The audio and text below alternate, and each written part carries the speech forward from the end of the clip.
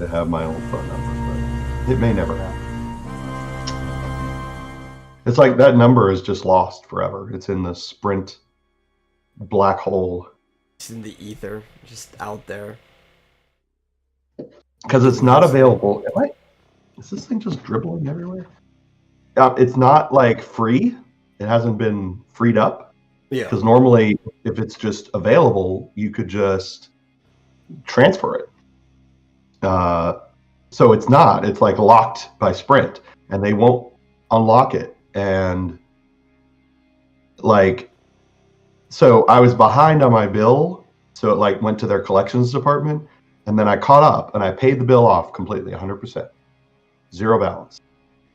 But now the collections department has to free up the account, but because it was more than 45 days since the account was initially closed, they won't free up the account.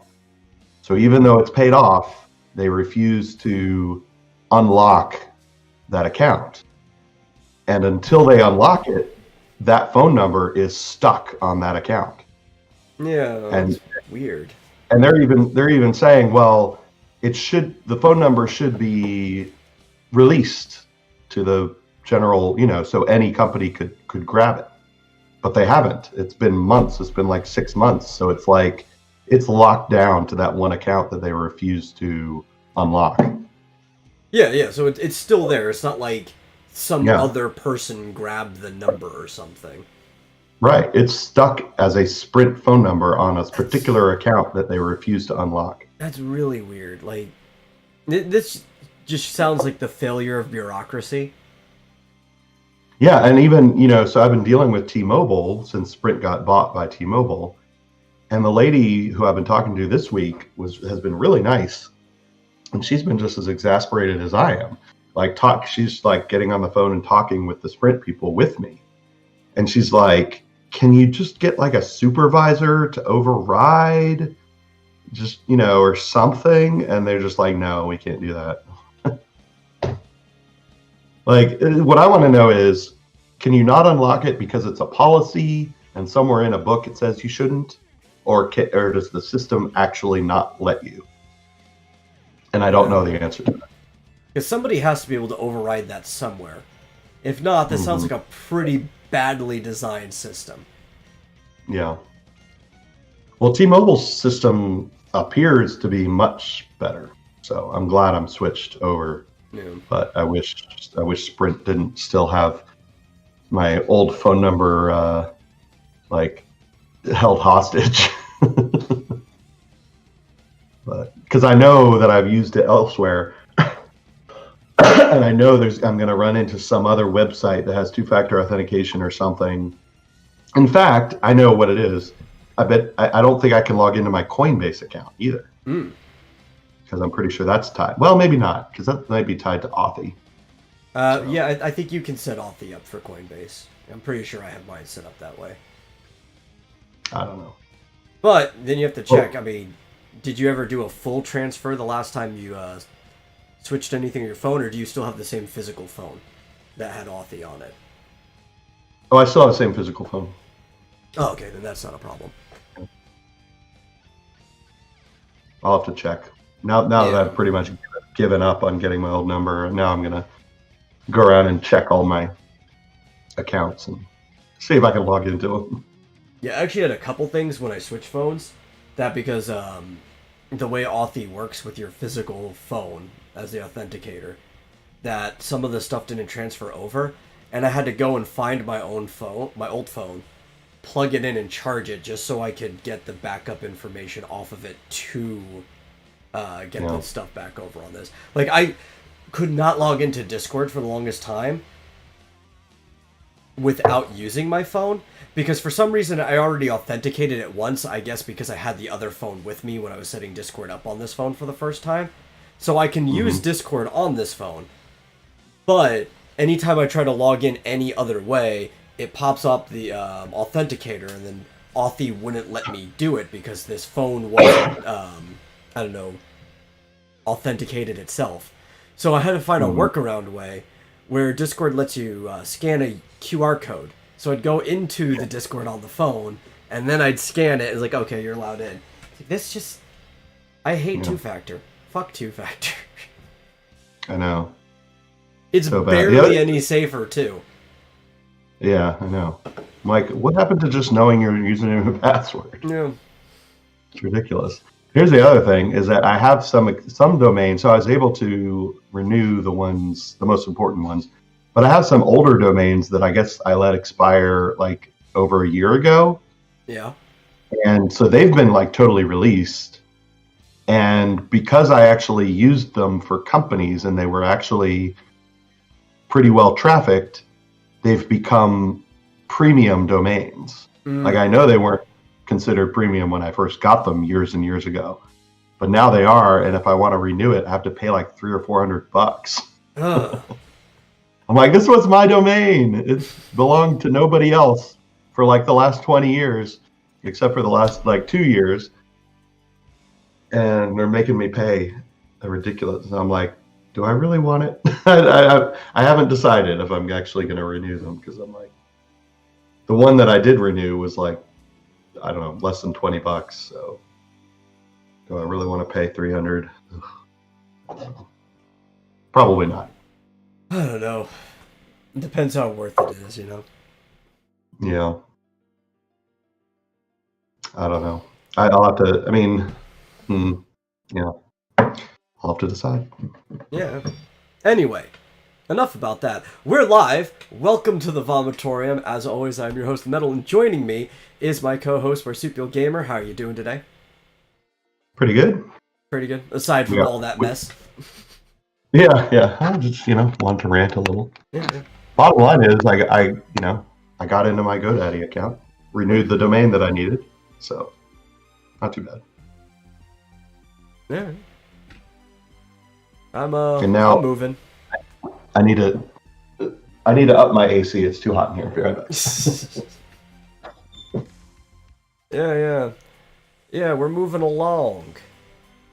Me, I've been moving pretty slow, actually. I only took a half walk today because I got up too late. I don't know what's been up lately. Yeah. I got up way late. I guess I was catching up on sleep, if that's a thing. Yeah, I'm constantly told that you can't catch up on sleep. No, I think there's some probably... There's got to be some nuance to that, because I remember one time I stayed up for like 76 hours straight, and then I crashed for like 18 hours straight afterwards. Yeah. Like, I last night I slept for almost 12 hours after a long week of not getting a whole lot of sleep, and I feel great. So, I mean, I feel like I don't normally sleep for 12 hours, so there must have been some sort of catch-up. Yeah. So that... I think when people say there's no such thing as catching up on sleep, I think what they're implying is there's no one-to-one, like, hours lost, hours gained. But I'm sure if, like, you stay up extendedly, your body needs a little bit more rest time to catch up. Yeah, obviously. I didn't mean to sleep for 12 hours. It just happened. I was up late watching Joker, actually, again. Have you seen that? Yeah. With Joaquin Phoenix. Mm-hmm. I think this was only the second time I've watched it, and I don't know. It's even better the second time. I would assume it is, because the beginning of the movie, like the first two acts, are really slow and kind of just like, They're not bad, but the movie's easily carried by the third act. Yeah. It's still kind of slow all the way through, but I don't know. Doesn't bother me. But I think, like, if you already know how the movie works, though, that the first two acts aren't as bad because you're anticipating the third act. I guess so. Yeah. The whole bit in the middle where he, like, confronts Thomas Wayne, that part was kind of like, feels kind of dumb. Well, I think it was forced. I don't think that was originally in the movie. Because when the director walked up to Phoenix, the movie wasn't about the Joker originally. It was just, a movie. And they're like, but if we make it about the Joker, it'll sell.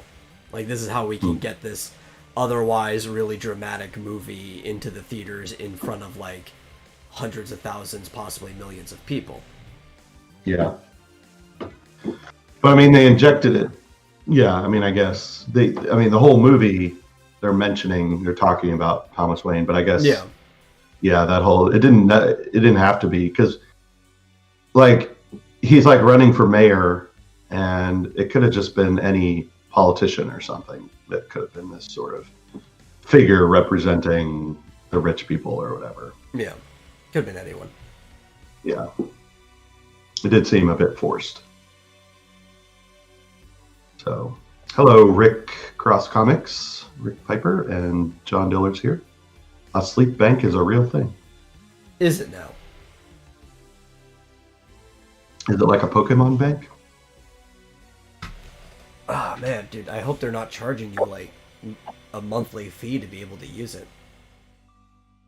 Well, actually, to be fair, the Pokebank was a yearly fee, and it was like $5. It really wasn't that bad. Yeah. And they gave you a free Celebi or Celebi for signing up for the Pokebank originally.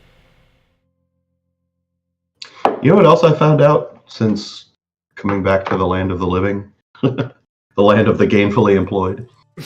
I ran across this in my wallet. It's a Starbucks card. Yeah. And I was like, oh, okay. I remember I was thinking maybe I should put some money on here so I could go to Starbucks. I checked it online and there's like $95 on there. Like, what the heck? I had no idea. So I've been going to that's why I'm drinking Starbucks, because I went to Starbucks. Got some free food and drink. Or already paid for. Owed food and drink. Yeah, I was like, when did I ever put like $100 on there? It's ridiculous. So yeah, I get. Starbucks owes me. Yeah. I always have a hard time finding, or I used to have a hard time finding something that I wanted from Starbucks because I'm not like a coffee guy, and their menu used to be a lot more limited. But they've got like everything there now. Like I can get a sandwich and like a bottled soda off the counter, and I'm like, is this even the same place? I know people come here for coffee, but it doesn't seem like I'm going to the same place anymore. Yeah, I picked up like a sausage and egg biscuit thing. It's like, and it's better than McDonald's, so not nearly as greasy. Good stuff. Yeah, but see, I want to go to McDonald's for the grease, specifically the hash browns. Like, I don't care about anything else on the menu, but I'll just order 20 hash browns. I don't care. Yeah, hash browns are very good. And McDonald's kind of has the best too, because they've got like this very specific like consistency to them, like a texture that no other place that has hash browns does. I don't know what it is. Yeah. Shoot, I lost. Probably pig fat. Oh, there we are. Okay.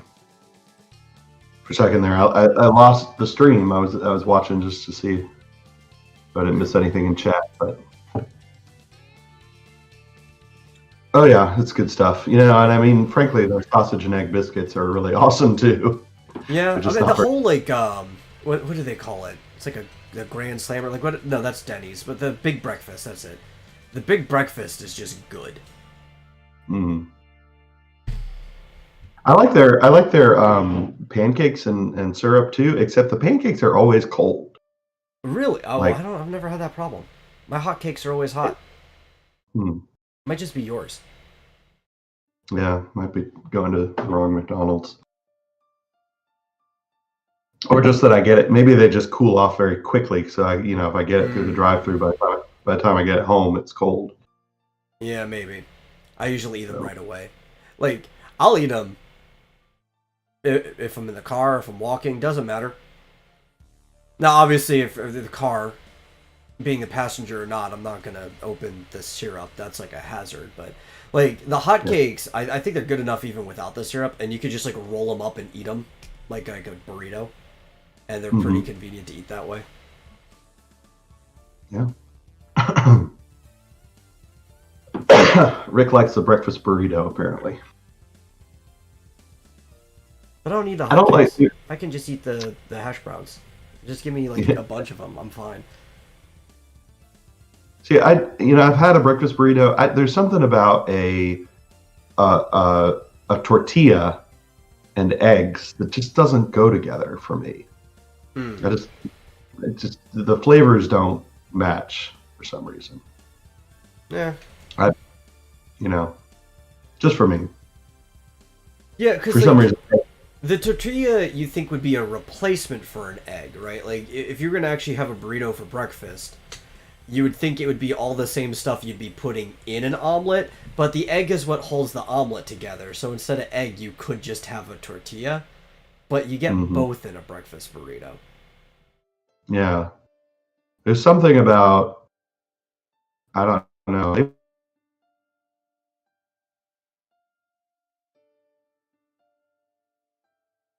Uh-oh. Oh yeah, Am I you back? just kind of froze up on me.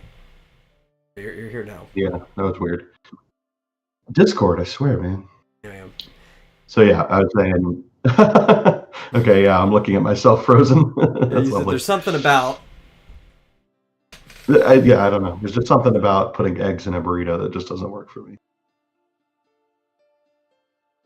But that's just me. It's fine if other people like it. See, my problem is that my McDonald's is right next to IHOP. So if I'm like ready for breakfast and it's like there's like nobody at the IHOP, why am I in line at McDonald's? Yeah, really. They got a they don't have like a Western omelet, which is my favorite type of omelet. I'm not even really like a big guy on eggs, but I love Western omelets. But they do have like a steak and salsa omelet, which is close enough. Like, okay, I'll get it. They don't have a Western omelet at IHOP? No, they don't. They don't have like an actual Western omelet. They have like a steak omelet that is close, but it's not like 1-to-1 everything that you put into a Western omelet. That is really surprising. Yeah. I wonder if it's just like your location. Maybe IHOP could vary. Who knows? But I always assume places like that are pretty consistent across the board. Yeah, now I want to look it up. Yeah. The steak omelet's pretty good though. It's got most of the same things. It doesn't have cilantro in it, which traditionally a Western omelet has. It's got salsa though, and it's got peppers and stuff, so it's a pretty good omelet. Mm-hmm. For some reason, their website won't let me see their menu. So it must be a secret. I Yeah, always get okay. mad when stuff I like get taken off the menu. Yeah, I see they have a big steak omelet. Mm-hmm. Mm, It's pretty good. I'm surprised. So what's in a Western omelet that's different? Oh, like I said, a Western omelet usually has like cilantro in it, which is the biggest thing. Bell peppers. Usually I do 3 eggs because I think 3 eggs is a good amount. I know some people like a 2 egg or a 5 egg. I'm just like, I'm just gonna go right in between. Yeah, 3 works for me. Yeah. Usually when I make an omelet at home, I usually use 3 eggs. Typically, a Western omelet also uses ham. I don't Okay. know why. That's just, you put ham in it. And a lot of butter. Scallions. I think that's it. Oh, and Monterey Jack cheese. That's what you put in there. I'm trying to remember what the last thing was. It's Monterey Jack cheese. You could probably, I'm sure they do like a build your own kind of thing with omelets. Oh, Probably even just tell them to cross put in- rolls up too. It's like, yeah, has ham, not steak. Typically, it is ham, yeah. The thing is, like, the steak omelet is closer to a Western than the omelet that they have that has pork in it. Because that's just, like, all the way out left field. Yeah. I wonder if you could just tell them, can I have a steak omelet, but substitute ham for the steak? Maybe. Probably end up paying more than it's worth, though. They probably pay more for the And, like, steak. these are all the things I want in my omelet. I'll just pay you what you want for it. Yeah. I bet they would, though. I mean, if you just went to most places like that. You just have to talk to whoever's in But charge. Like the manager will cut you a price or whatever. It's like, okay, I'll tell the chef. yeah, or just say, I mean, I'm betting they have on their menu sort of like a build your own omelet. You just say Maybe. cilantro, ham, maybe not. Yeah, I don't know. But But usually, like, even if they don't, you just talk to the manager. They're like, yeah, okay, it's going to cost this much. yeah. And you do that at Or if fast they, food places too, right? Like everybody's bragging, it's like, oh look, I could go to this place and they'll add an extra patty on my burgers. Like, you can do that like anywhere. Yeah, maybe the person running the cash register doesn't know how to do that. But he's like, hey, could you pull your manager? I want to add like 2 more patties on this burger, and they'll ring you up like, here you go. yeah, just charge you double or something, but Yeah. whatever. If that's what you want. So I just thought of another thing to rant about with my phone.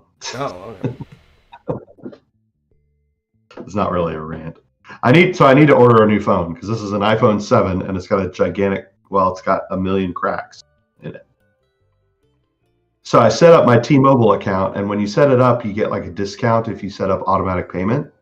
I Yeah. swear to God, I set up automatic payment and it didn't go through for this first payment. So it was like a day late. They didn't charge me any late fees or anything, but I paid it yesterday when I realized it was late. And then I set up the automatic payment, so all good. But then today, after the whole debacle with where I just gave up on changing my phone number, I went in to order a new phone, and it says you can't order a new phone because your bill is late. And then I went into I was like, wait a minute, I paid this yesterday. So I went into my account, and it says paid yesterday, zero balance. But I still can't order a new phone, so I got to wait till Monday. Bastards. I don't know Bureaucracy why. fails again. I know. Cross says boo iPhone. Yay, iPhone. Much better than Android, even with a crack in the screen. I I used to don't have know, an Android. man. I can put whatever I want on my Android without having to go through the iTunes store. Mhm. Maybe I'll get, I used to have all this stuff and I don't know what happened to it. I probably sold it. I don't know. When my business closed up, I got, I gave away some stuff. I sold some stuff. I don't know, maybe lost some stuff. But I used to have like Android, because it was a software development business and we did mobile apps and all this stuff. Kind of want to So be I able to had, test everything on everything. yeah, Yeah. at one point I had like every tablet under the sun, all kinds of different Android phones, several different sizes and versions of iPhones. I mean, they all belong to the company, Yeah. but I could play with them all I wanted. Now I've got an iPhone and an iPad, and I'm like, I feel like I do want to get an Android something, just to play with. So maybe I'll get a tablet or something, just because they're fun. And it would be nice to get back into mobile development, and you really have to have the physical devices. It's not the same with with an emulator. I mean, It helped to have an emulator, but you really got to test on an actual device. Yeah, the problem with emulators is like to really get it working, sometimes people have modded versions of like APKs and stuff like that to work better on the emulator. You're like, you don't want to test that, you want to test the version that's going to be running directly on the phone. Yeah, plus you don't necessarily get like on an emulator, you simulate a tap by using a mouse, and it's just not the same. No. So if you're going to do if you're going to do a game where unless you have a laptop with a touchscreen, which I have had, it's still not exactly 1-to-1, but oh yeah, if you have a touch screen, that's a little better. But yeah, one of my old laptops has a touchscreen, but it's dead. You might as well just have a tablet then. That was cool having like a full laptop with a touchscreen. I actually wish that Apple made one. I don't understand why Apple doesn't make an iMac with touchscreen. They really should. Yeah, they really should. Yeah, I've been lamenting that for years. Like, okay, they've got the iPad and everything, but why don't they ever have a MacBook Pro or something with a touchscreen? I remember when I found out that computer had a touchscreen too, because it was donated to me, and like, I need to trace this Google map real quick. So I put the paper up to the screen, and then when I went to go, and it started clicking things like, ah! Laptop's freaking out. Yeah. Rick says you can't upgrade iPhones. Can you upgrade an Android I phone? mean, kind of. You can add memory, I guess. Yeah. Well, and you also, throughout the history of Android, could always get a new battery, which used to be a problem with the iPhone, was that you couldn't swap out the battery without going to Apple itself. There was a big lawsuit over that. Oh, yeah. It actually reminds me, like, 25 states are pushing the freedom to repair, right? And so that you can actually fix things, because planned obsolescence is a bitch. Yeah.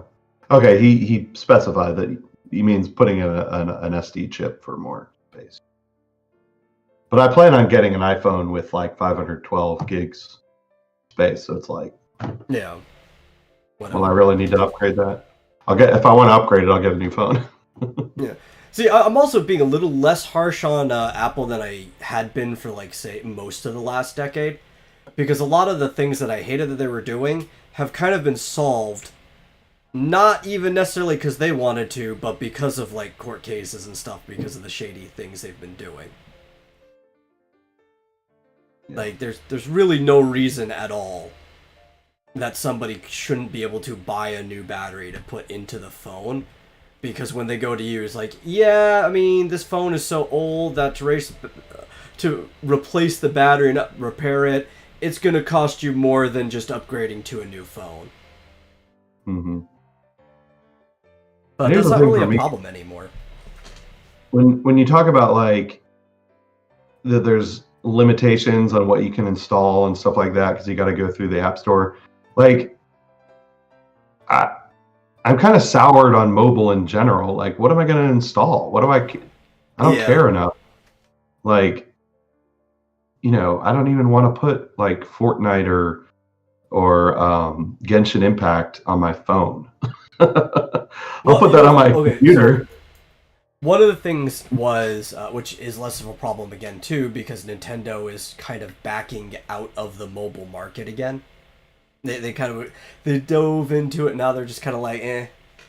But they would launch things early, like months early, in like random regions, right? Like Miitomo, which was an app I really liked. Miitomo, I'm kind of sad that they got rid of it. But Miitomo was launched early in Japan, which you'd expect because it's Nintendo.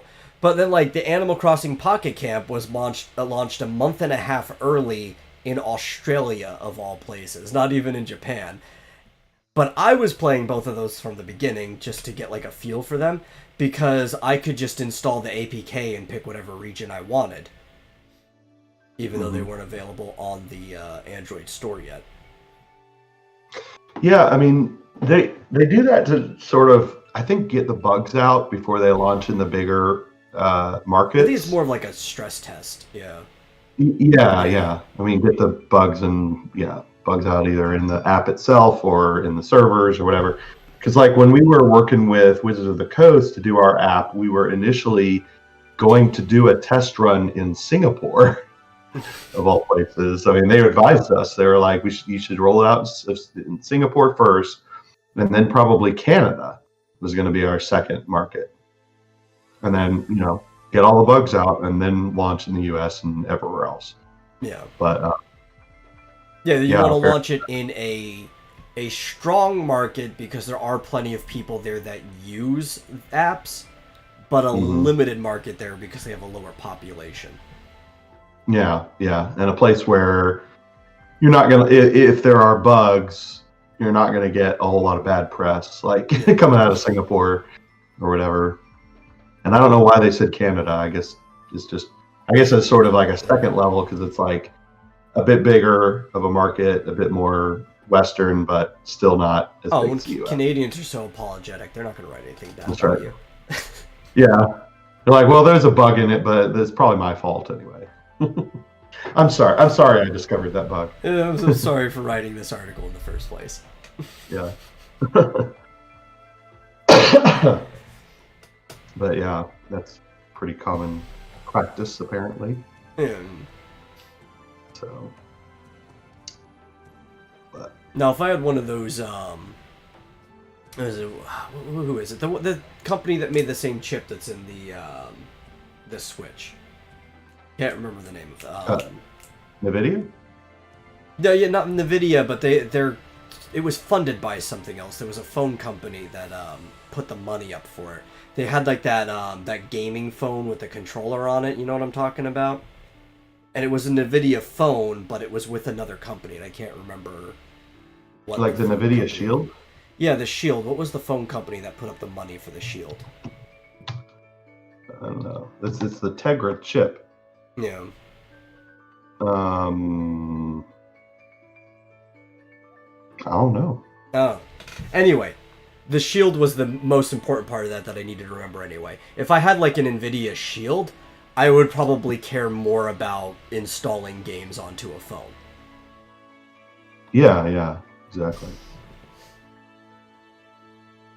I mean, it's like, when it was newer and when they were first kind of getting the performance up, and with like Apple's Metal, thing that they I don't know what you call it. Basically, their 3D rendering engine that they have now on the iPhone. It was kind of a big deal, and it was big and exciting, and yeah, we want to put everything on mobile. Everything's future is mobile, but now it's like everybody's over it and realized, it kind of sucks actually. It doesn't really matter how good the graphics are. It's still mobile, and it kind of sucks.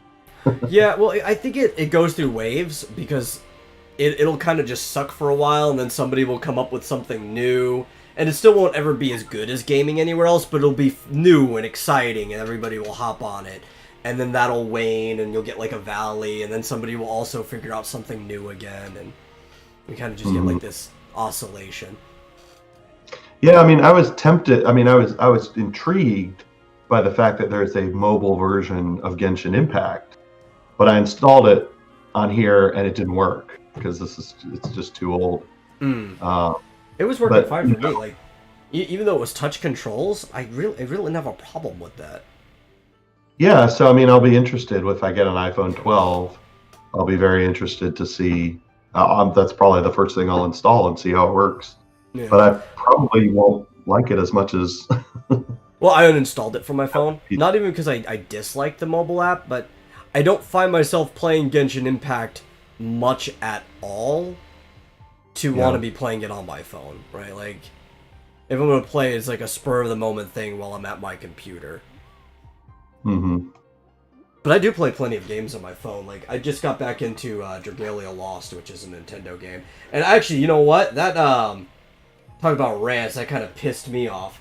Nintendo, fix your fucking servers. I logged back into this game just last night. I reinstalled it because I wanted to check out the new stuff. I haven't been on that game in months. I think I uninstalled it back in like November. I go back into it. There's an event going on, and every so often it's a gacha game, so you get characters all the time. And they have events where it's like, for this event, if you use this character, you can build up their friendship meter, and if you max out the friendship meter before the event's over, you get the character permanently. It's actually really easy. Most of the time I max it out in one day because you can just use the skip tickets to experience farm with them in your party, and then boom, they're already maxed out. But I went into the event, and the fucking server failed to put the fucking character in my roster. So I can even continue with the event, but I can't build up the friendship with this character because they didn't put it in there. And I'm like seconds away of uninstalling this game after reinstalling it last night. I'm probably going to send a support ticket. Maybe they'll fix it, but if they don't, I'm like, fuck you, Nintendo. Why would you make such a stupid game? Sucks. I'll tell you, the last, I guess you could call it gacha game that I really got into was Transformers Forged to Fight. Mm. Ever played that? No. It's awesome. It's really awesome. It's a fighting game, but you've got these. You can really develop some neat techniques, and it's and of course, when you get a new one, you're always looking for. You always got to look for the G1 versions. Oh, yeah. But they've got G1 Transformers mixed with Michael Bay Transformers, and it's a cool game. It's really fun. I just put a weird image in my head. So I was thinking like a literal Michael Bay Transformer mixed with a G1 Transformer. So you've got like the Michael Bay Optimus, but like one of his arms is super blocky and cartoony.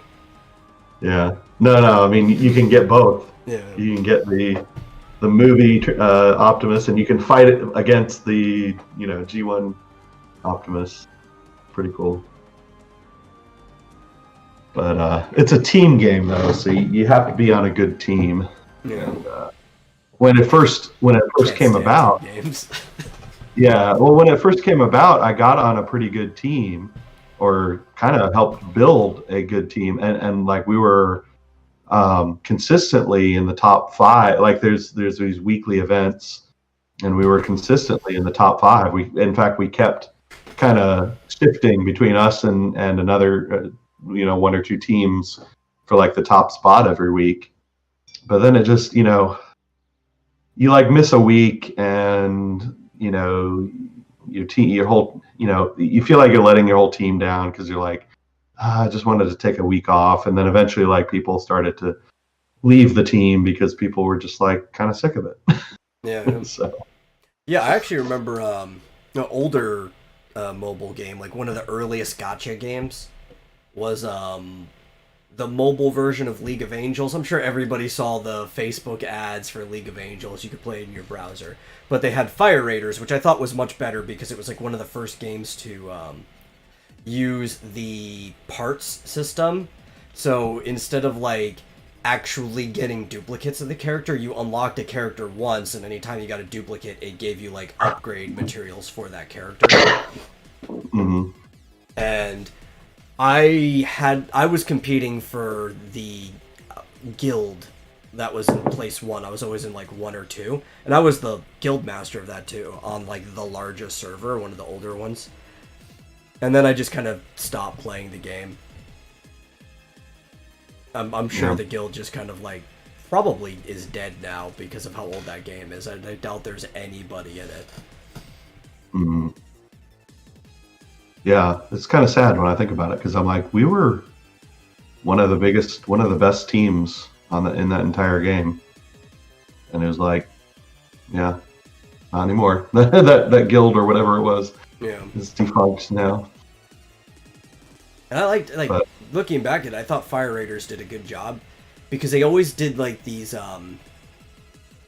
They weren't always just doing catch-up events. Like, it was pretty easy for anybody to get at any time, but they were always doing, like, get-ahead events.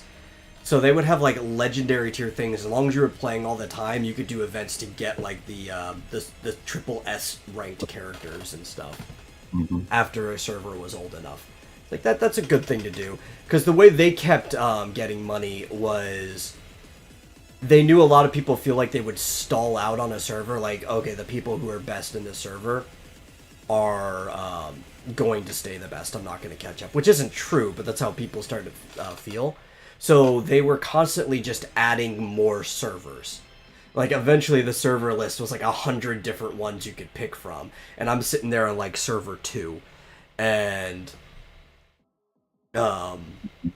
people would just start on the new one because they're like, well, if I start on the new one when it's new and I keep at it, I can get ahead and stay ahead. And you'd start over your stuff every time you got a new server, nothing transferred. I'm like, screw you guys, I have everything. I don't give a shit. Yeah, no way I'm starting over. Yeah.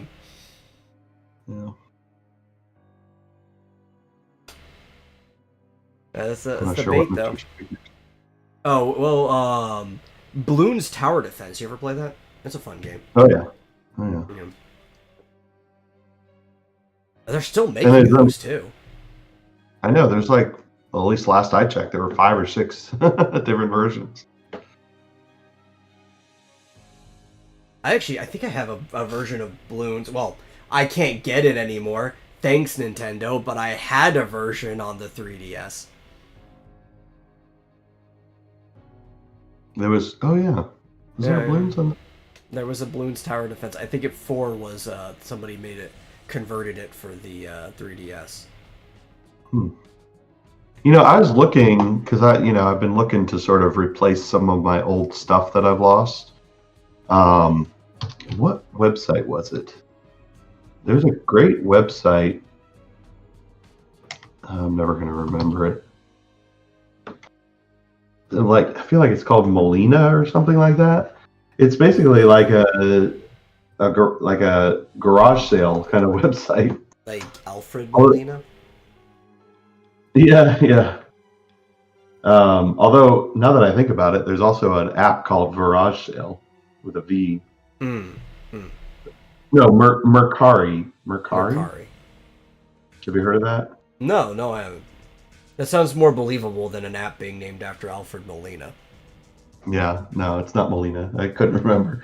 Mercari is it's a website where basically it's kind of like a cross between eBay. I guess it's kind of like a Amazon marketplace kind of thing.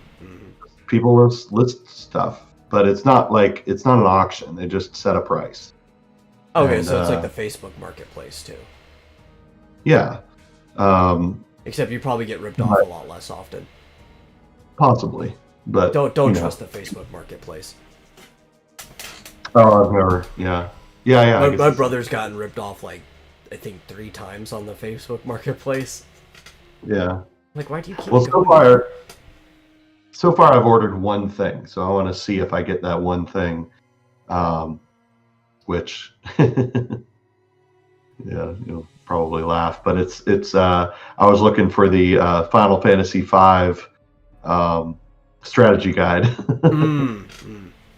So I found it on Mercari, and I've ordered it. So we'll see if it comes in a decent amount of time in good condition, and if so, maybe I'll. Because they have like, I never got a new Nintendo 3DS, as they call it. And I kind of wanted one, but then they discontinued them.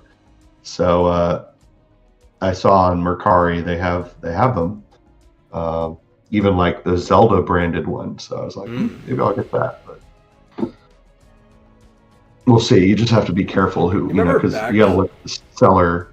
When there was like 10 different companies that did strategy guides, but eventually it was like one of them, Prima, bought out like half of them, and now there's like 3 companies that do strategy guides, and more often than not, you're just going to see a Prima guide.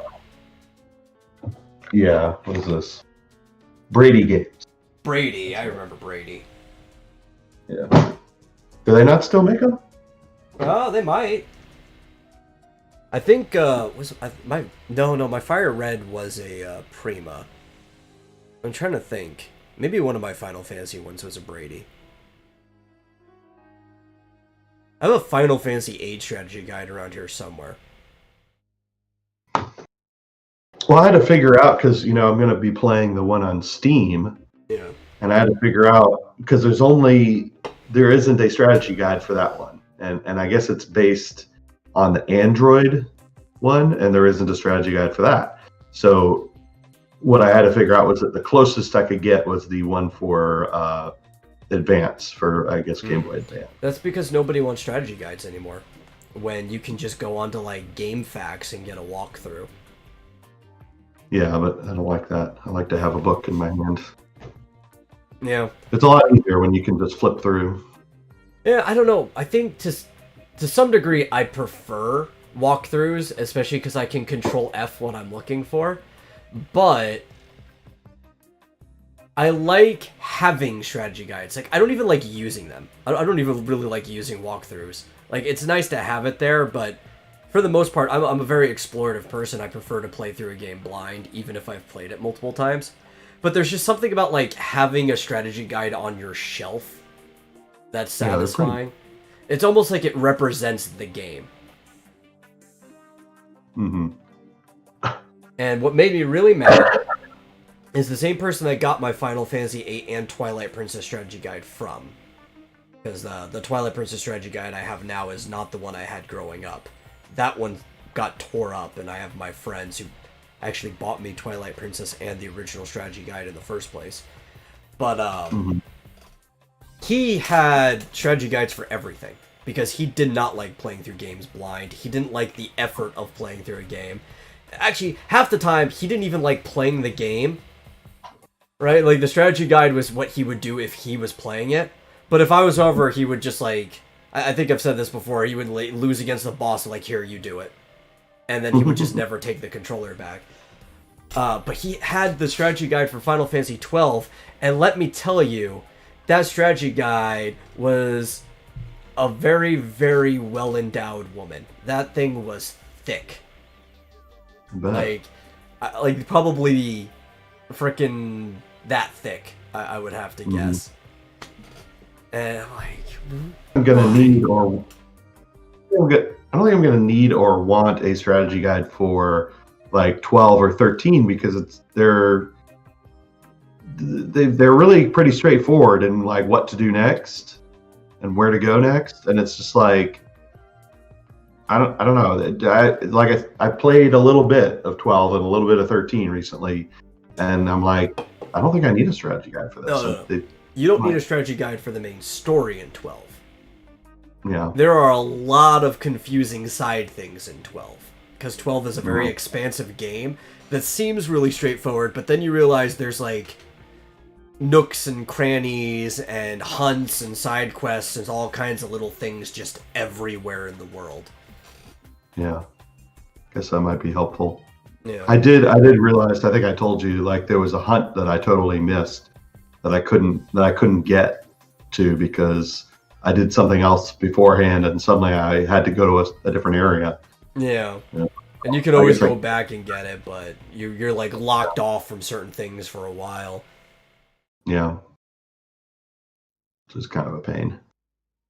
But at any rate, some of these earlier ones, it's a bit more difficult just to figure out what the heck to do next or where to go. It's just not as straightforward. I don't know. I don't really use the strategy guide for like battles all that much. Like I'll read it when I come up to a new boss. Sometimes I'll read and just to get a general idea of the strategy. But it's like, I don't know. I'm still playing the game. Oh, my mom would get strategy guides for like literally everything. Yeah.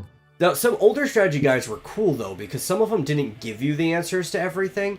They'd give you the answers to like almost everything, but then some of them also had like notes sections in there, like the Banjo-Kazooie strategy guide.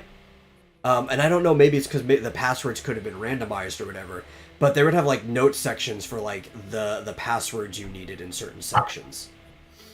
And I thought that was cool because it was still a guide. You could still keep your note right there. Everything's easy to find, but it almost made you like an active participant in what was going on. Mm-hmm.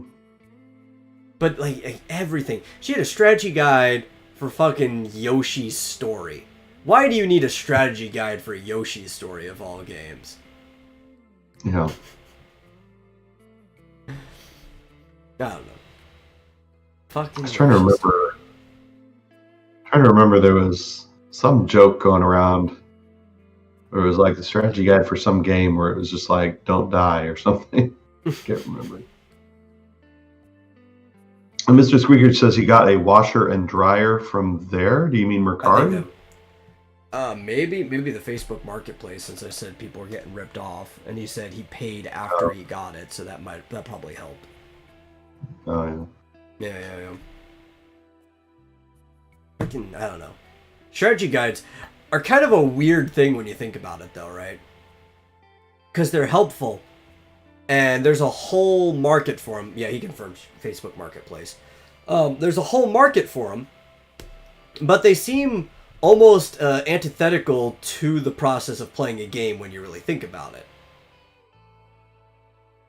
And that's what I think is strategy guides are the perfect example of capitalism and a competitive marketplace. Because video games are one thing that in many ways are all about the effort put into them, at least a lot of older games. And then they're like, that's fine. It doesn't matter. For your money, we will take some of that effort that the game programmers, like the developer team, put in there away by telling you what to do. Competitive marketplace. Yeah. Because the strategy guys were, 90% of the time, not made by the developer crews or anything. Like, I've seen a couple guys that were made by the company, like officially licensed guys, but most of it's like Brady Games or Prima or anything like that. No relation to them. Maybe it was done in partnership, like they got a license, but you really didn't need to. You could just buy the game and make it. Mm-hmm. Yeah.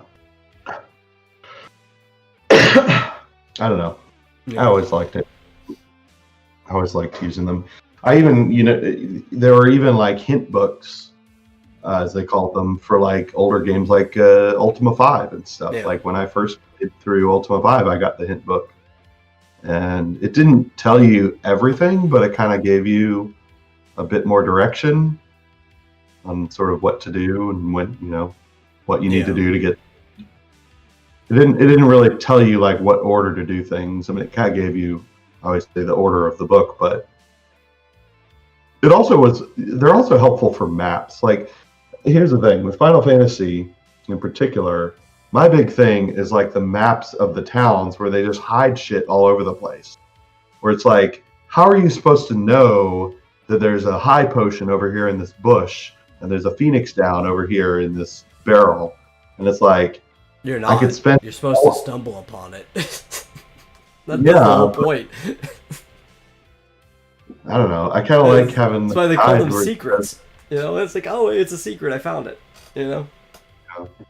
Like, but it's Mario Brothers. How are you supposed to know there's this invisible block right in this specific spot that has a 1-up shroom in it? You're supposed to like randomly be jumping around and stumbling upon it.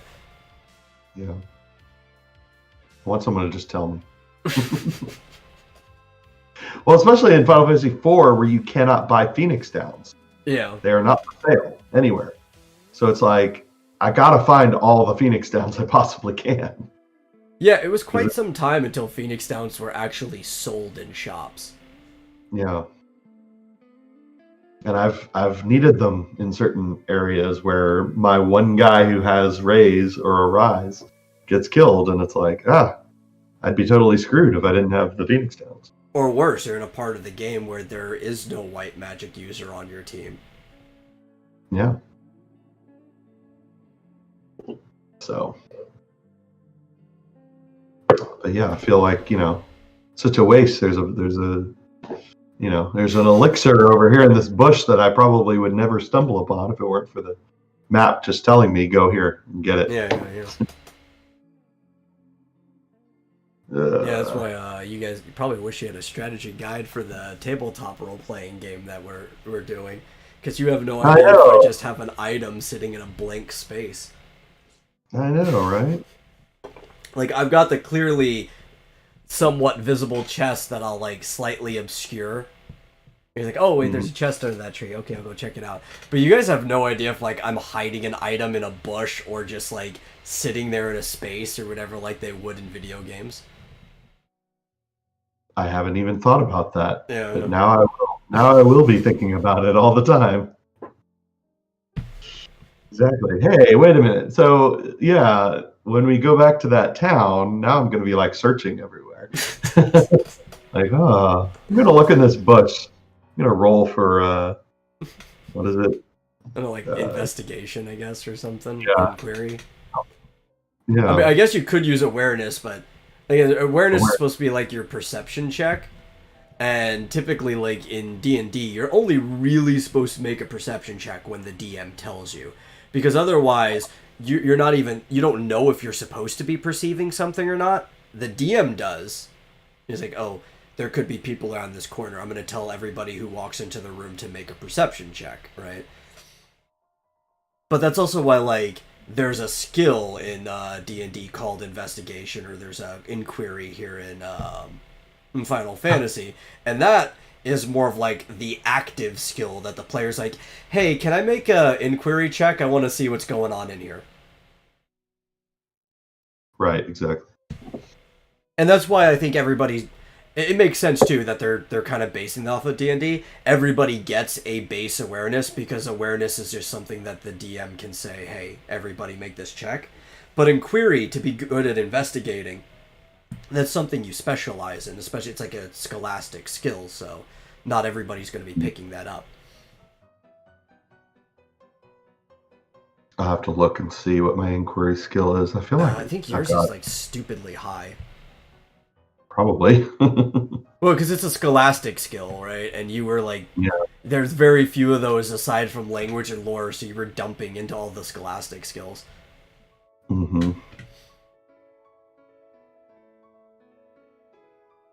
Using guide as a shopping list. Now though, I feel like I don't remember how much, I don't think I put too much into it, but the escape skill is kind of useless. Like, I mean, except for, in RPG or in role-playing and stuff, yeah. Yeah, in role-playing scenarios, if we get tied up or something, then an escape skill might come in handy, but it doesn't help when escaping enemies. Yeah, but I mean, if we really looked at it before playing, that would have made sense, because aside from the weapon skills, absolutely nothing in the skills list has anything directly to do with combat. Yeah. And it's not that you're escaping, it's just that you're running away. So the flee. Your speed matters more than anything. As opposed to, like, when they say escape, they're talking about, like, Houdini. So if you are in prison in handcuffs or something, you can make a roll and, like, oh, hey, I managed to get out of the handcuffs because I'm that skilled at escaping. Mm-hmm. Hey, welcome, Rebellious Pastry. Yeah. I was watching her stream before. She did like a 3 or 4 hour live stream with coming up with various scenarios. Like, would you rather, I don't know, drink? One of them was, would you rather eat a gallon of mayonnaise or drink half a gallon of vinegar or something like that?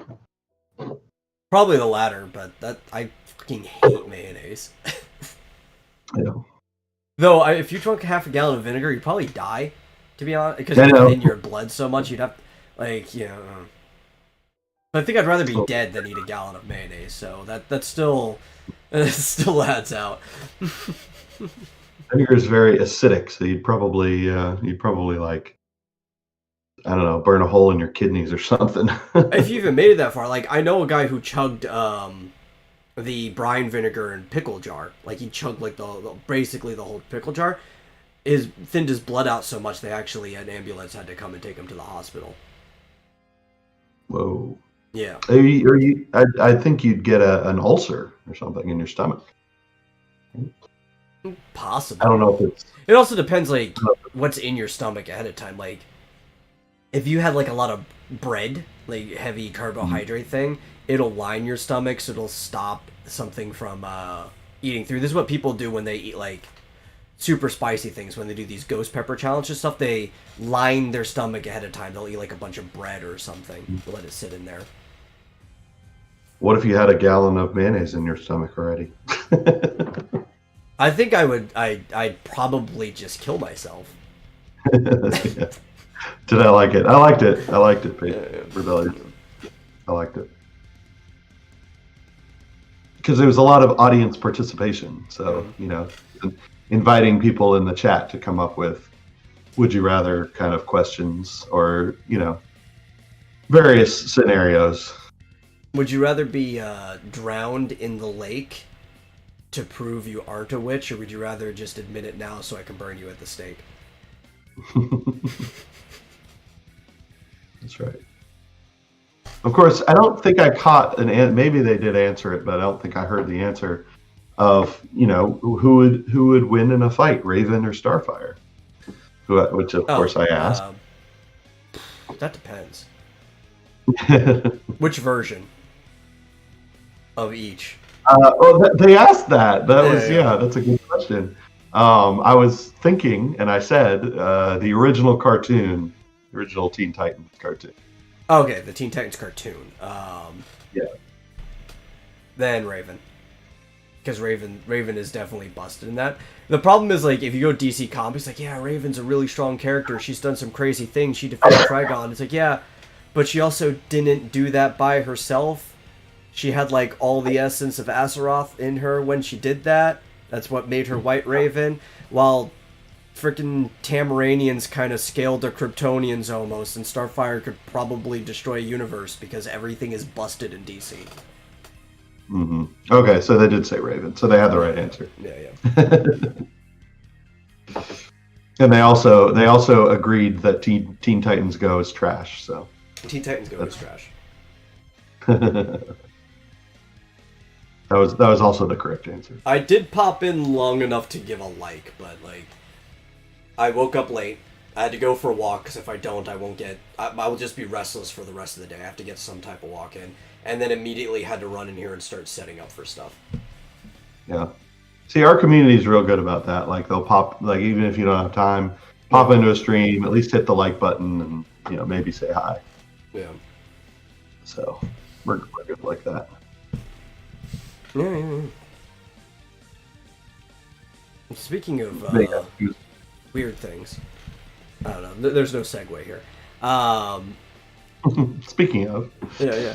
You've seen what was going on. I think everybody sees what's going on in the Suez Canal. Yeah, crazy. Yeah, with the huge ass boat that just somehow swung into its side and wedged in there. Yeah, I saw like an animation of it. Yeah. And I guess I could understand. I wonder if there was some weird currents going on, because, or if an engine broke or something. Because, yeah, it's just kind of like the canal was going this way, and the boat was kind of going that way, and then it just kind of turned and got wedged. But it wasn't. It was never people. People were acting like it was like completely horizontal, but it wasn't. No, it isn't. It's kind of at a diagonal, but it's still wedged in there somehow. I don't understand why they can't get tugboats to like get one on one side and one on the other and just push and just pivot. Well, you're gonna need more than one on each side. That is a heavy boat. Tugboats do have their limit. Because most of the time when a tugboat, because you can get a single one to pull a boat like that, but that's a boat that's already adrift, right? So the buoyancy of the water is doing a lot of the work for it. Something wedged in there, you're gonna need several things pulling against it and pushing against it. I guess. Yeah. I mean, I'm sure they're doing everything they can, and I don't know anything about how to unwedge. I do agree. Not a well-dredged part of the canal is what probably caused it. The Suez Canal is a very old one, and it's not a very well dug out canal. It's not like the Panama Canal, which I was joking a while ago that because they've been tossing the idea around. It was like, yeah, they should just expand the Panama Canal. That's only a few $1 trillion worth of effort. They should do that. Yeah, they're actually literally spending money to expand the Panama Canal now. Why? I don't know. Yeah. Well, probably because when either of these was first built, they didn't have ships this size. Yeah. Now they're trying to get ships through here that the canal wasn't designed to handle. Yeah. You said there are tugboats, but the ship is actually stuck in dirt. Yeah. Like, you might be able to eventually get it out with tugboats from the dirt if you just, like, fill the entire canal with tugboats. Yeah. Ton of them. So Rebellious, I would say do more of the pre-planned ones. I think that's great. But what's funny is somebody made a game that you can play in your browser about the little bulldozer or whatever that is trying to move the tugboat. You've seen the pictures of the bulldozers? Like, you just like push right up against it. Oh, is that what that was? I've seen those memes, but yeah, and it's like that's the boat. That's what the bulldozer's pushing up against, and it's like some like weight bearing thing. Is like you trying your best. Oh yeah. I've seen those. I didn't. Okay, so yeah, it really is stuck in the ground. Yeah. Right? Yeah, that's from a ground perspective of what's going on. You can see it in the dirt. And somebody made a game where you're the little bulldozer. It's done in like Game Boy graphics, so it's all that like kind of like puke green, but and you can play in your browser and there's no winning the game. That's the joke. It's a meme. It's just like you play the dozer, you move along, you can hit J to try to move it, but no matter what you do, it's stuck. Unlike real life, where this boat will eventually be unstuck, this little game will never ever be solvable. It's just the Suez Canal bulldozer game. Oh, I see. It's on Game Radar. There's a game about the boat stuck in the Suez Canal, and you're the bulldozer. Yeah. That's funny. Yep. Oh my gosh. The Suez Canal bulldozer game. That's brilliant. It's a plucky little bulldozer trying to dislodge a 247,000-ton container ship, and it's depressing for exactly the same reason. It's clear there's no way to win. Yeah. You could try everything, it just doesn't matter. Oh my god, that's hilarious. But that's probably what they're going to have to do ultimately, is they're probably going to have to excavate the ground around it so that it's at float again. Yeah. Oh, I love this meme where it says Lord of the Rings meme bot, and it shows the ship says all the forces of evil at Sauron's command, and then the little bulldozer says 2 hobbits. I saw one I shared on Facebook, and it was like the overwhelming weight of everything that happened in the last year, you trying your best. That one was probably my favorite one. Oh god. Yeah, I'm gonna retweet that one. The Suez Canal calls for aid. That is hilarious. I saw a lot of people memeing on it that it was like, yeah, this is why we can't let women drive, because I believe the person at the helm was a woman. Yeah. I don't believe she was the captain of the ship though, so she didn't have total control over everything. It's just it's funny because obviously people like to make those jokes. Yeah. Here's one that says my COVID, depression, and anxiety, and the bulldozer says going on a daily walk. You know what? That helps more than you think, though. Yeah, I bet. Okay, that one's just depressing. Yeah, I actually think that's also why depression is at an all-time high in society. Is depression? Depression. Because apparently your mood is very, very linked to your vitamin D amount and the hormones that vitamin D influences, which you mostly get from walking in the sunlight. I've been taking vitamin D lately. I don't know if it's helping, but couldn't hurt. I would recommend it. Well, there will still be some people that, that maybe it's a wiring problem or something that won't help, but like we have an epidemic of depression, especially after the last year, and everybody being cooped up inside didn't help, but there's already been a problem with like people who work inside all day aren't getting enough vitamin D, and it's like just, go for a hike more often, breathe some fresh air, you'll probably feel a little better. Won't solve it for everyone, but a lot of people will be better off doing that.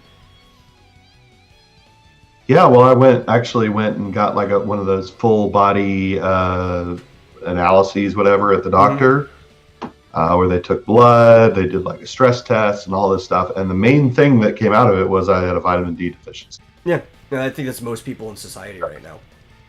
Yeah, so I started taking like 2,000 IU every day, and I actually did a blood test like 6 months later, and it's like, oh, it's much better. Yeah. So, which can really apparently you can get a condition called hypercalcemia, so which can cause like kidney stones. If you've got a vitamin D deficiency, the amount of calcium in your blood can get too high. Oh yeah, I know. So. They're not just kidney stones; it can have other effects. Mm-hmm. Oh, thank you. Yeah, you can get. This. What's that? As I've been waiting on this, U.S. Treasury Department. You know what that is? Yeah. Awesome. That's awesome. Yeah, so my dad had hypercalcemia, because he usually walked everywhere for a good period of time, but when he wasn't between jobs and working at Home Depot, he was basically just stuck inside all day, right? Mm-hmm. But he was still drinking the same amount of milk that he normally drank, so his calcium levels were actually getting really high, and he actually had a almost like a bone lump on the top of his foot for a little bit because of the calcium buildup on it, and it's like, oof. Mm-hmm. Yeah, you can essentially, it can give you like arthritis. Yeah. And fasciitis, which is just basically like pains in like under your skin. Because it's, you get like spurs, and you can get like bone spurs like in your joints and stuff. And it can also cause you to get like calcium leaches out of your teeth, and you can get cavities from it. So vitamin D deficiency is really bad. It can be really bad. Yeah, and that he had arthritis for a while too, or like at least simulated arthritis or whatever, right? Like he didn't have a permanent buildup. I guess what's the term? Not chronic, the opposite. Acute arthritis, right?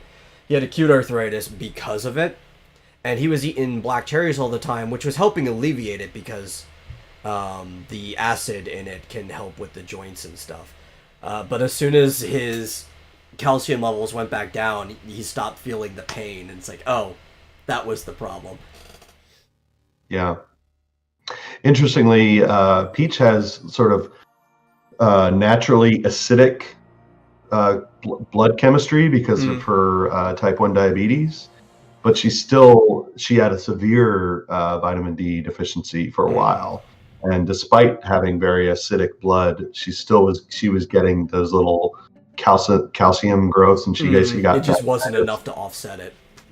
Yeah, and it was really causing a lot of back pain because she was getting like calcified growths like on her muscles in her back, and she started. So they put her on like a ridiculous amount. I think it was like 10,000 IU for like a week or 2 weeks. And then they lowered it to like 5,000 after that, which is still high. And it really helped because, I mean, her deficiency was severe vitamin D. So definitely recommend for everyone, take vitamin D supplements, but also get outside. Yeah, because it's not something you're going to have to worry about having too much of really in society, especially with how indoors everybody's life has become. I think everybody probably needs at least some amount. I would contact your doctor to know how much you should be taking. But if you just like go and get something like off the shelf at just a small amount, I don't think it'll cause any problems for you as a start. Yeah, you probably definitely ask your doctor, but you probably don't want to take like 10,000 for an extended period of time unless your doctor tells you. If you start with anywhere between 200 to 500, you're probably in a safe starting point, and then your doctor could recommend more. Yeah, and because I knew I was already deficient, that's why I take 2,000. Yeah. Also because I'm pretty heavy. I'm over 200 pounds. So yeah. Well, that's why I recommend starting on the low end, because like any amount that you're adding to your system at this point, with how deficient I think society is probably helpful. I just don't want to recommend anything that could be dangerous to somebody unless their doctor said otherwise. Yeah. Speak to your doctor. We're not. I'm not a physician. But yeah, I think may not be wrong. I think just like with vitamin C, it's water soluble. Yeah. So basically, if you take too much, it just ends up in your pee. Yeah. It can. Can't really. I mean, obviously you could, but it's difficult to overdose on something like that. Yeah. Well, so it also depends on if you're properly hydrated too, So water soluble things, if you are in a dehydrated state, won't actually dissolve properly, and you end up with like the powder inside your system. Yeah. And that's make sure you're drinking enough water, everybody. That's a very good thing to know. If you're peeing regularly, like maybe once every other hour or so, it might be drinking too much. But if you're not peeing like at least around the amount of times that you're having meals, you're probably not drinking enough. Yeah, 3 or 4 times a day is probably healthy. Especially, I don't know how we got on this topic, but especially if it's clear, your pee really should be clear. It shouldn't be dark. Otherwise, you might be dehydrated. I tell you, on days that I have shows, I pee too much because I get to talking, which makes me thirsty, and then I drink more than I normally do, and it's like, I've been on the show for a couple hours already. I need a break. Yeah, especially the RPG, because we go for like 6 hours sometimes. Yeah, it's weird. Like, I feel like I'm drinking all day long, but like some days I have to go like every hour, and some days it's every 4 or 5 hours. So it's weird. Oh my gosh, seriously? There's a new Transformers movie in the works. That doesn't surprise me. Actually, I guess shouldn't be too surprised. I mean, I guess I kind of assumed there would be.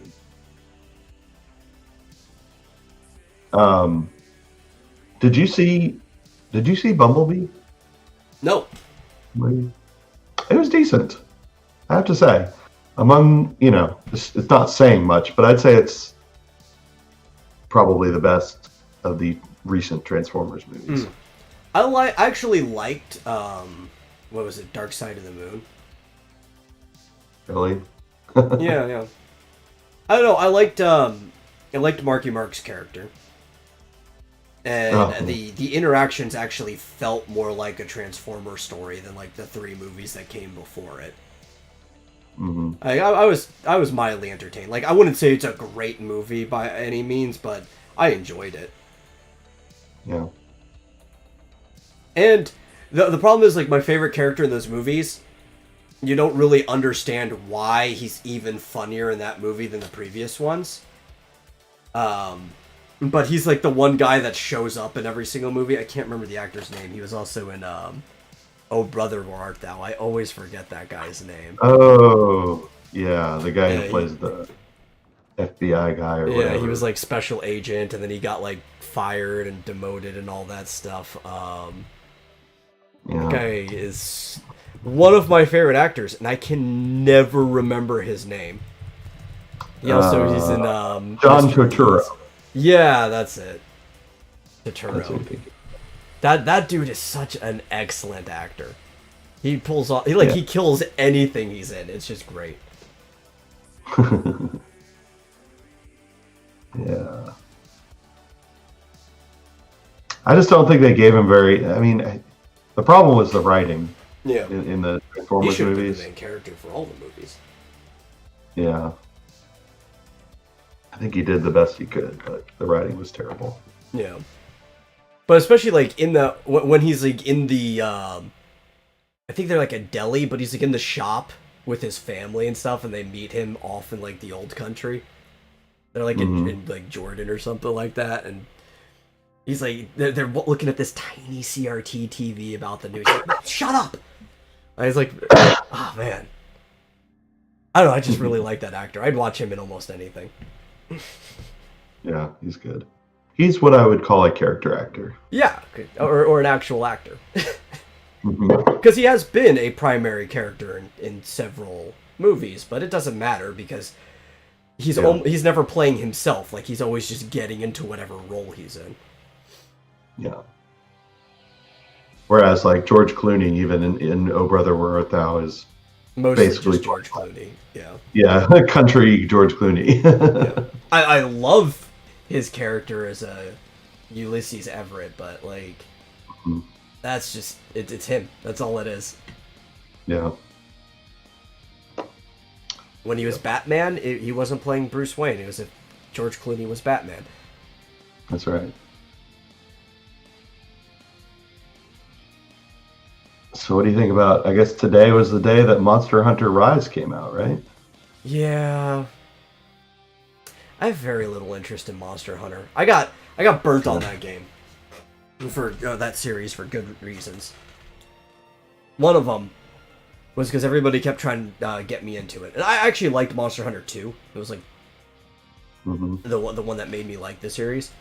But when like 4 came out, all my friends were playing 4, internet capabilities and stuff like that. And everyone's like, you should get into 4, we'll play together. By the time I finally get 4, nobody wanted to play the game anymore or help me out with anything. And then I remembered, it's like, God, this isn't even a grind. Like, everybody's like, Monster Hunter is a very grindy game. No, it's not a grindy game. Because a grind, it's like the daily grind, right? You get a fixed result for what you're doing, like grinding coffee beans. Every amount of effort you put into it is going to give you about the same result every time. You go to work, you work for hourly wage, it gives you the same result every time. This is panning for gold. I call it a mine. Because you can put in the same effort and you're probably not going to get the thing you're looking for that time. And I'm like, you know what, Monster Hunter, you can go fuck yourself.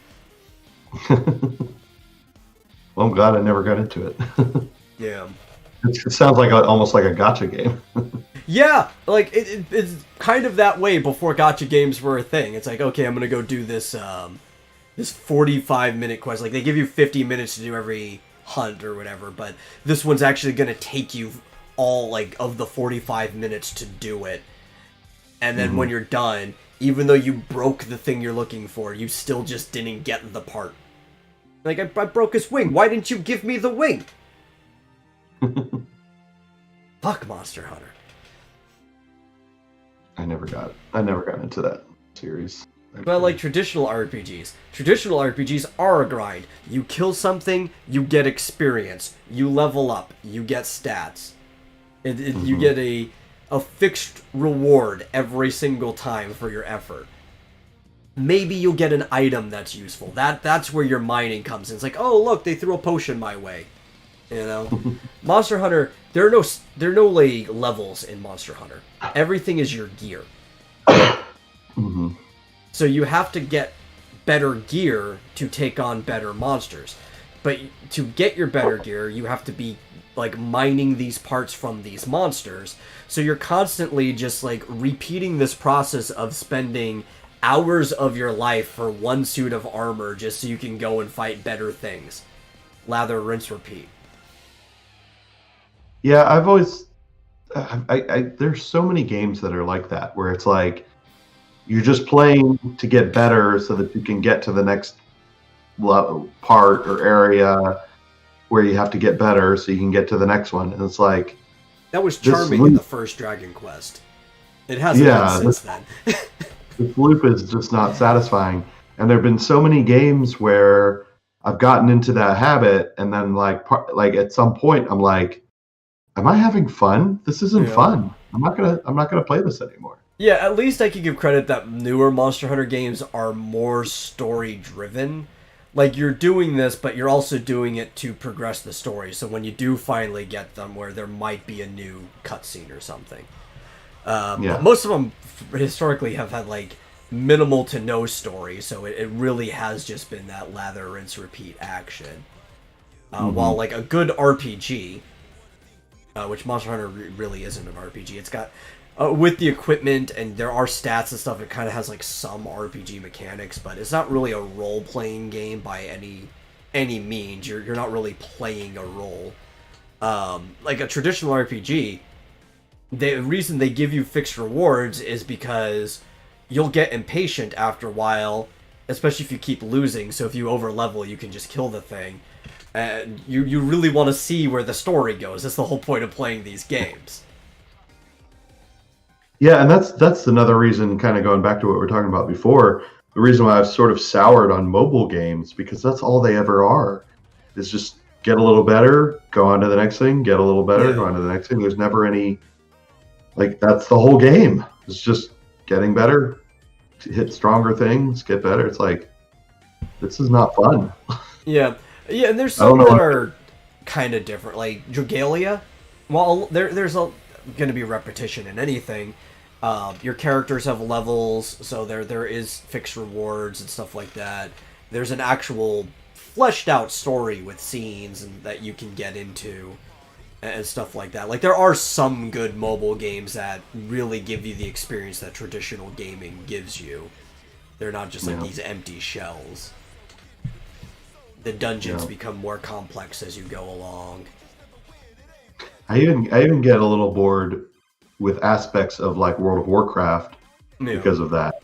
Because there's a little bit of that. But then they did add some other interesting things. Like, for a while, I really got into like the Pandaren stuff, because there was like some more interesting cooking and stuff like that. Yeah. And it was, and then they added the ability to create your own like town, which was pretty freaking awesome. Like and I really for that thing. Every game's been doing that now, like, just because like it's popular in phone games. Like, oh, people like this, so let's give everybody their own kind of like encampment, their own version of a kingdom building game.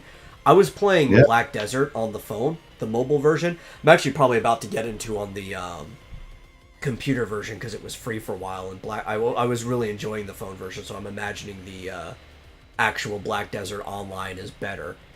But on the phone, it had an encampment. So while you're doing these like normal MMO type things, running around killing everything, the controls in that game are actually pretty good. It doesn't feel like you're playing a mobile game. It feels like you're playing an MMO. It has an encampment that you can go to and build up, and you're like improving your refinery, or you're improving your tavern and stuff, and you're collecting like NPCs to do things like tasks and jobs in your town. You know, it's funny you mention that.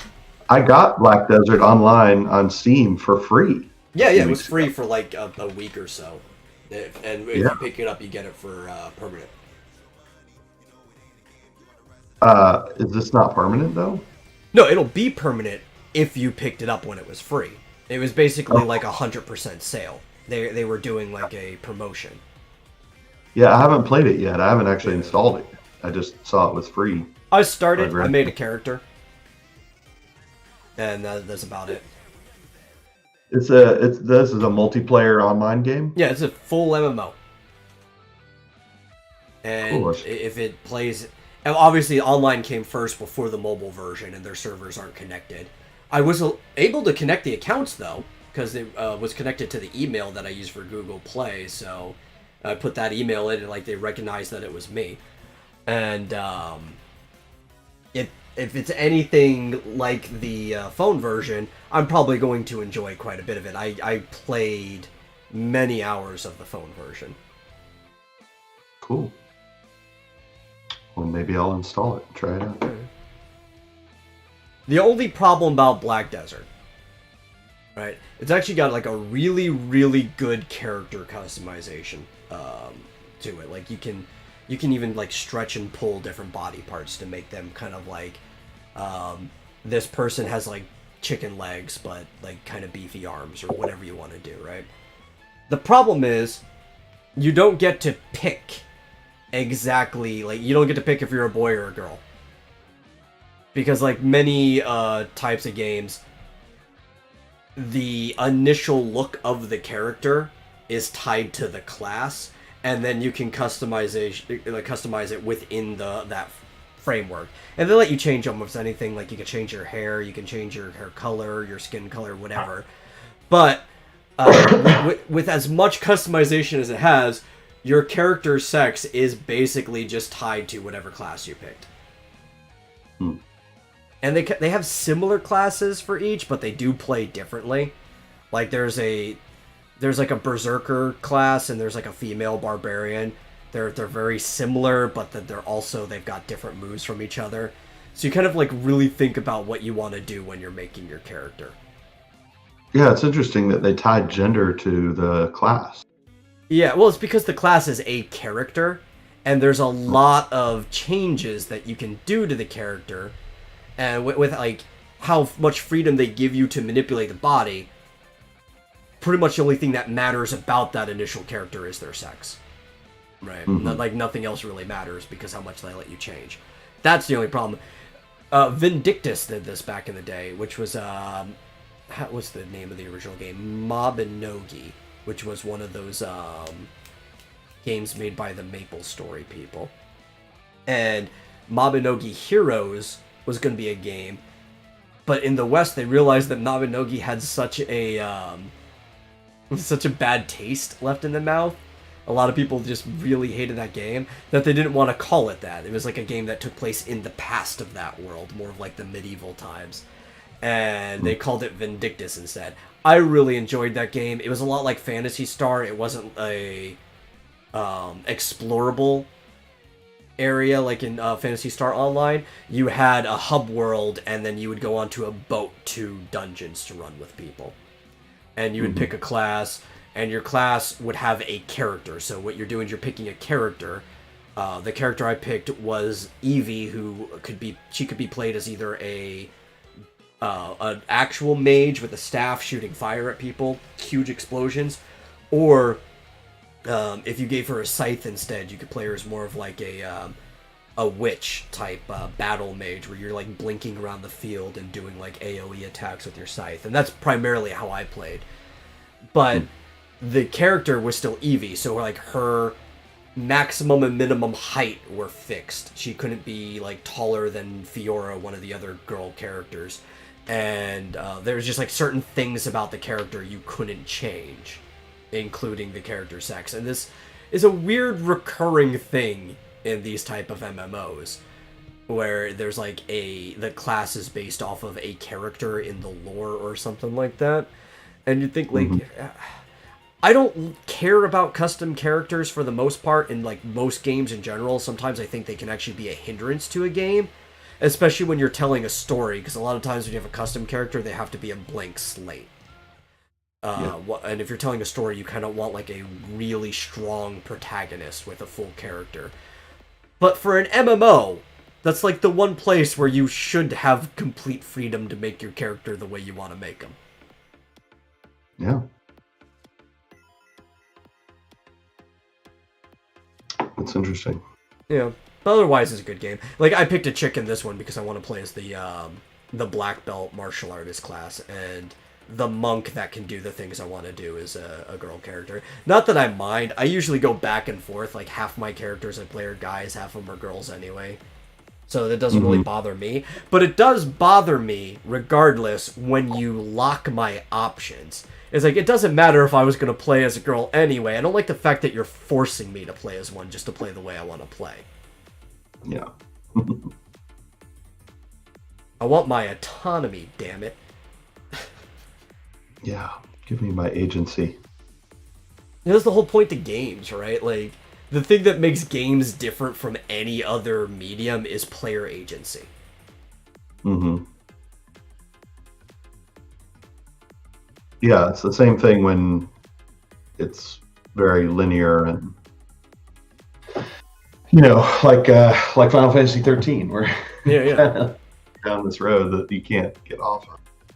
Yeah, and nobody cares if the story's linear, because the player agency is the story will progress when I progress it. So I can run off and do whatever I want. But, like, 13 is so linear that it's even hard to grind, because you're just, like, running up and down the same hallway, going out the door, resetting it after coming back in. It's like, I don't feel like I have any control in this game. Well, like 4, for example, you can just like wander off into the wilderness for hours and then like, oh yeah, that's right, I'm supposed to go to this mountain. Yeah, and there's like areas that you can explore if you want to, or towns that you can go to get better gear if you want to, or you don't have to, or yeah, you can just wait until the next better town. Yeah. Which is, you know, very good, but at the same time, for me at least, necessitates a guidebook, because or a strategy guide, whatever you call it. Because sometimes I'm like, well, okay, I'm wandering around. Where am I actually supposed to go next? I don't remember. Yeah, well, this is also why I think like 6 was the pinnacle for Final Fantasy, because that's the one that like introduced optional parts of the game in the second half. And I think just in general, the introduction of the optional side quest was probably one of the best improvements to RPGs, because you can still tell a linear story, but then you can put these other things along the path that the player, you know, it's their autonomy. They get to choose, do I want to do this? Do I need to do this? If I do it, it might give me a good reward. It might put me higher level than where I need to be to make it easier. But I'm also looking for a challenge, so maybe I don't want that. Maybe I just want to go straight there and I'll clean up these side quests later if they're still available. Yeah, that's a good point. In Final Fantasy IV, there really isn't that. Nope. You really kind of have to do everything that there is to do. Yeah. And it's like, I think 5 technically kind of did that first, just because there's like some optional caves and stuff that you don't have to go in. And they made these areas so you can like grind for job points, right? But there aren't really quests in that game until like you play the PlayStation / Advanced or any version after that, where they added some bonus things. Like they brought in the Kaiser Dragon bonus boss from 6 to be a playable bonus boss and stuff like that. 6 is really where optional things came in. There's like a couple you can do during the World of Light, but it's the World of Ruin where everything becomes optional. Like, you don't even have to go and pick up most of your teammates. It's just, it makes it like really stupidly hard to do the final dungeon if you don't have 12 people. Especially because like one of your parties might be short a person when you split up into 3 different parties. You can always leave Shadow to die. Yeah. If you don't know that you're supposed to just wait forever, there's no point where you say go. Yeah. Always fun. Yeah, I forgot that there is a ninja in 4. I haven't gotten to him yet, but I'm waiting to get Edge. Pretty soon. Yeah.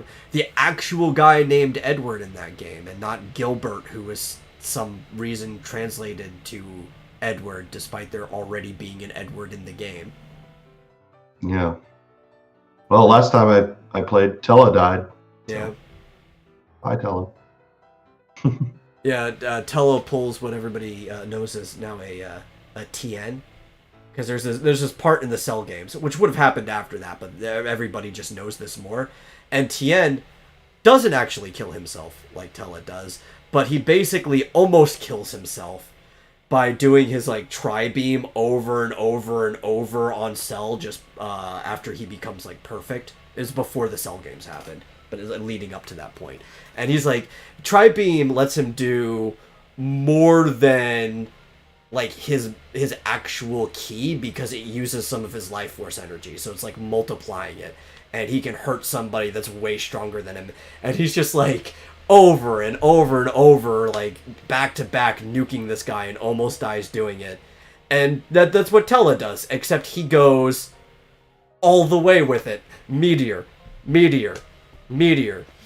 I'm gonna kill myself, but I finally remembered how to do this powerful move, and hopefully I'm gonna take you out with me. Ah, shucks, I didn't. What was that other game you were talking about? TN? Oh no, that was Dragon Ball Z. Tien, that's one of the characters from it. Yeah. Tien is early on in Dragon Ball. He used to be an antagonist. He was a rival in the tournament arcs, but then like most of Goku's rivals, they end up becoming friends. And like later on in Dragon Ball Z, he like nearly kills himself trying to like let everybody run from Cell. It was weird. For some reason, when he uses Tri-Beam, it makes a square hole in the ground, even though he makes a triangle with his hands. I don't get that, but that's pretty much what Tella does. He just like, I'm gonna kill myself trying to kill you. Which the thing is, you don't know if that's gonna work or not, because at this point you're pretty sure that Golbez is the final boss, or I mean, he actually isn't the final boss, but you think he's the big bad. But you can never be sure if the guy you think is the big bad is actually the big bad in a Final Fantasy game. So you're like, is he gonna kill him? How close am I to the end of the game? I'm looking at my levels. I don't think I'm close to the end because most Final Fantasy games from like 2 and on, the end boss is like somewhere between 60 to 65. And I feel like I'm a little low for this to be the end of the game. If he kills him, is it going to reveal another boss? Oh, he didn't kill him. Okay.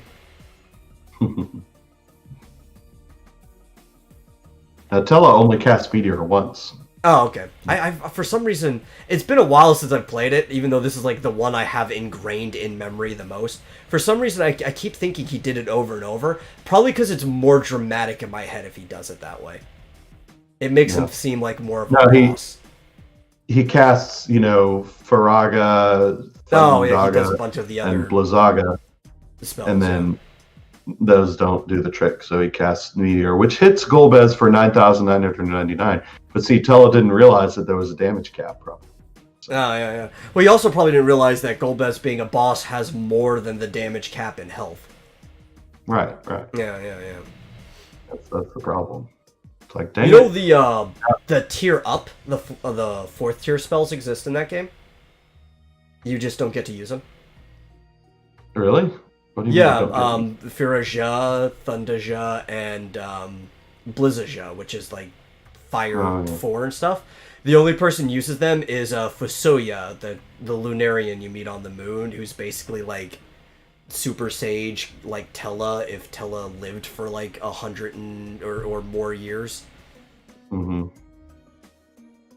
Interesting. He also dies. Everybody dies. Yeah, those spells did exist in Final Fantasy 3. Yeah. You could get them. But the Fusoya is the one who uses them. He and Golbez go and when Golbez finally breaks from his mental control, they attack Zeromus together, and Zeromus just kills him. Of course. Yeah. I'm actually gonna intentionally spoil this for everyone in the audience because this game is like 40 years old now. Not really. It's like 130. I think it came out like the year I was born. Just earlier in the year, it's like 1991. Yeah, you're probably right. It probably came out when I was about 13. Yeah, I think it's just like 30 years old now, so like nobody should care if I spoil this. Some will though. Golbez is Cecil's older brother.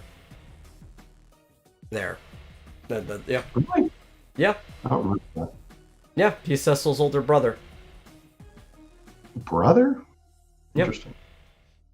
Is that his original name, Golbez? No. That is not his original name.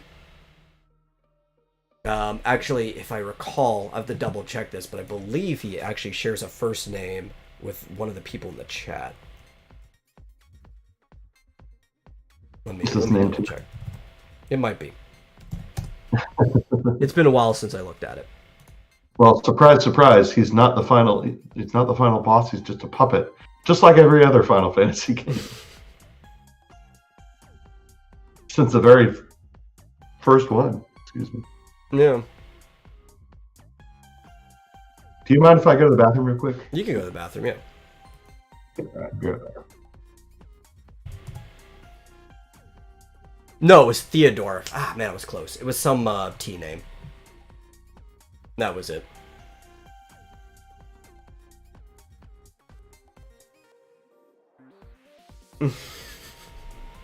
It was Theodore Harvey. Which I'll have to let him know when he gets back. Oi, oi, oi.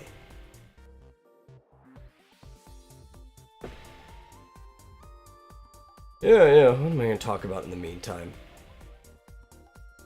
But yeah, spoilers. I guess what he was saying, he's not the final boss. There's this weird, dark entity like stuck in the second moon around the planet, and Zeromus is his name. He uses a move called Big Bang, which I don't know if I'm supposed to interpret whether that is actually supposed to be as powerful as the Big Bang or not, but it is devastating.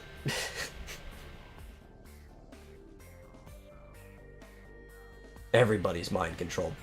So I guess they kind of set up earlier in the game because Kane is mind controlled, your friend. So they already like set the precedent. That's the precedence that something who is somebody who might be a friend is actually being mind controlled. But it was Theodore. No, you heard it? Yeah. Okay. I kept my headphones on while I was going to the bathroom, so I heard you the whole time. The whole time.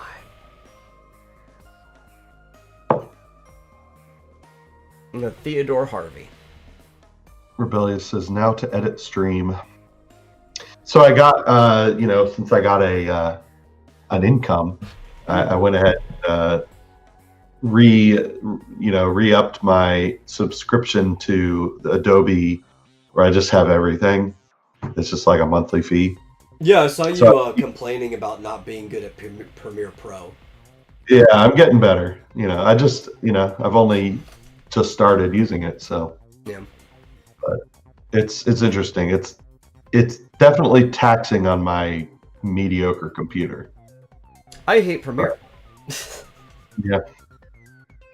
It's actually probably taxing on everybody's computer, no matter how good it is. It's not a very well optimized program, and it's because Adobe's like the industry standard, so they can get away with this shit. Everybody's gonna buy it anyway. Like even Photoshop has become more taxing than it's supposed to. Like it does not utilize your equipment well. Yeah, and it has some weird bugs. Like when I first installed it, or when I first started using it, it even came up with a notice that said this program does not work well with or it has issues with your graphics card. And I ended up, luckily there was a what do you call it? A driver update to my graphics card that made it work without that error. But then, like when I was speeding up my Lego video, it was screwing up. Like it kept like losing frames and being all wonky. And I had to look it up. And apparently, if you have it set to hardware rendering, which of course should be the best way to do it. It should be, yeah.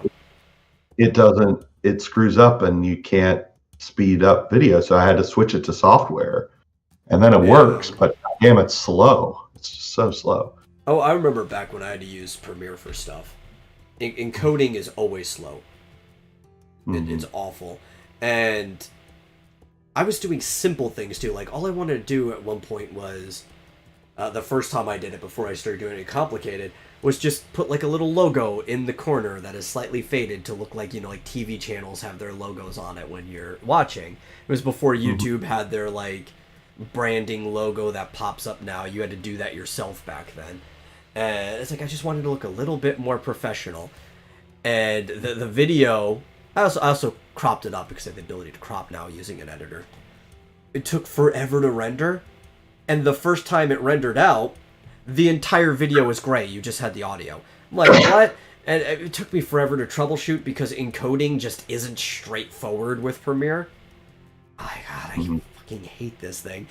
I switched to Sony Vegas, and I was like, I don't want to go back to Premiere, to be honest.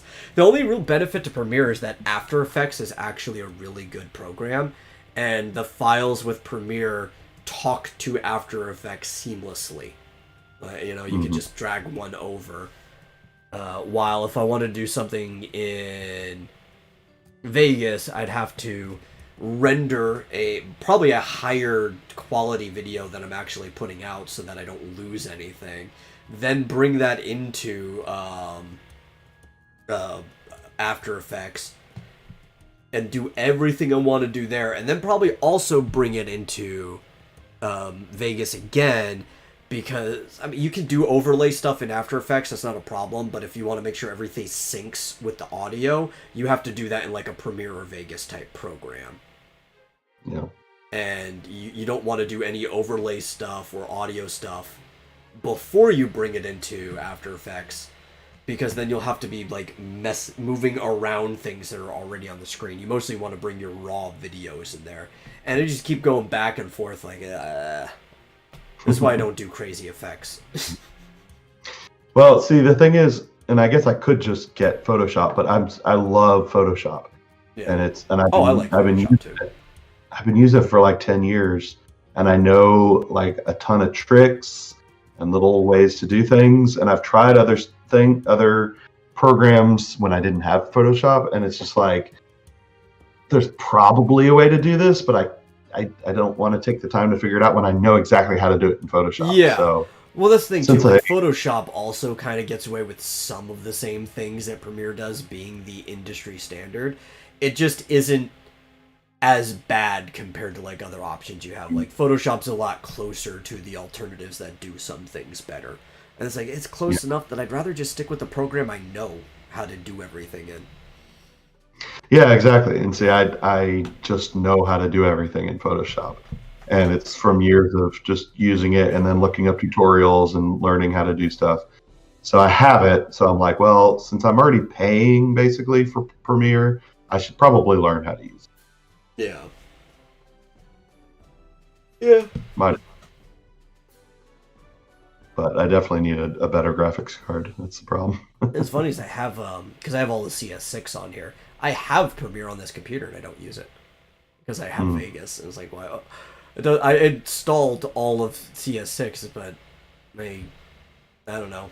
I like the other program better, so it's just like sitting there taking up space on my computer for no reason. Mm-hmm. Speaking of things programs that do poorly on in performance, is the worst. What's that? I said Adobe Animate is the worst. Yeah. Better off using Adobe? Like Toon Boom Studio or something like that. Is that like the replacement for Flash? Yeah, sort of, kinda. Sort of. I don't think I have that installed. No, I don't. I could. I have it. I own it, but I don't have it installed. So I was fiddling around because somebody asked, and I think I asked you, what's the best Pokemon to start with? And so I passed on the message that X and Y or Heart Gold, Soul Silver. Yeah, those were the ones I told you. Yeah, and so I was curious. I was messing around with Rebellious uses Moho Animate. Interesting. Have you ever used that? No, I've not. And I had recently downloaded, because eventually I'm probably going to do a Dragon Quest series after my Final Fantasy series. So I had recently downloaded Dragon Quest 4, which, by the way, I own. So, I already own it. Yeah. But so now I have Dragon Quest 4, 5, and 6 for the DS, and I just decided to fiddle with it a bit in Desmume. Yeah, Desmume. What it's called. Yeah. And God, they suck. It's so bad, the performance. Like, the audio gets slower and slow. Just watching the intro. So I was like, you know what? Screw this. I'm going to find a better emulator. And I found one called Melon DS. Spelled just like a watermelon, MELONDS. Now, the downside to it is that you have to also, it's not really a downside because it's really easy. You have to go and download a BIOS and firmware for DS, but those are easy to find. And you set the BIOS and you set the firmware, boot up the game. Beautiful. It just ran perfectly. Oh, good. I need a replacement because I've been using a Desmume for years, and you didn't believe me at first, and I told you about the problems it had, but you just ran into it with like the audio sync and stuff like that. And yeah, and it's weird. I guess I hadn't really used it very much because I feel like I tried like Dragon Quest 5 and 6 and it seemed okay, but I tried playing 4 and it was messed up, and I'm just like, this is so it's just slowing way down. I don't know why. I was telling you. No, I knew. I believed you, but I was just like, well, it seems to run okay, but tried a different game and it didn't. So I was like, okay, screw this. Melon DS, it works great.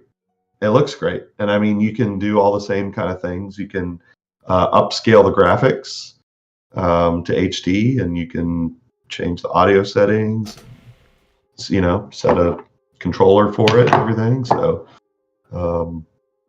highly recommend check out Melon DS.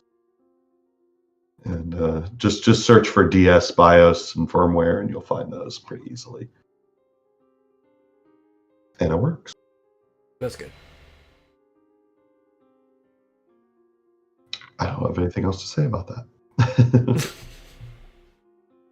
I've got the hiccups for some reason. That's one of those Forrest Gump moments, and that's all I got to say on that. So, did you hear about the Animal Crossing Hello Kitty crossover? The Sanrio? I think we've talked about it before. Was that what that is? I saw a headline about it. So, the rollout for those amiibo cards, it was going to be a Target exclusive. I think I brought this up in a previous Vomitorium. And they're cards that existed in Japan and some other place, probably Europe, but existed for since New Leaf, since like the whole camping attachment to New Leaf, with specific villagers that you can't get, right? And they're finally here in the U.S. and they rolled them out to Target, and of course, they completely fucked up the entire rollout. Right, because Target made it somehow a pre-order type thing, where like you have to call in. It's an in-store pickup only, right? So you have to call in for an in-store pickup, but then by the time you get there, it registers as understocked or out of stock.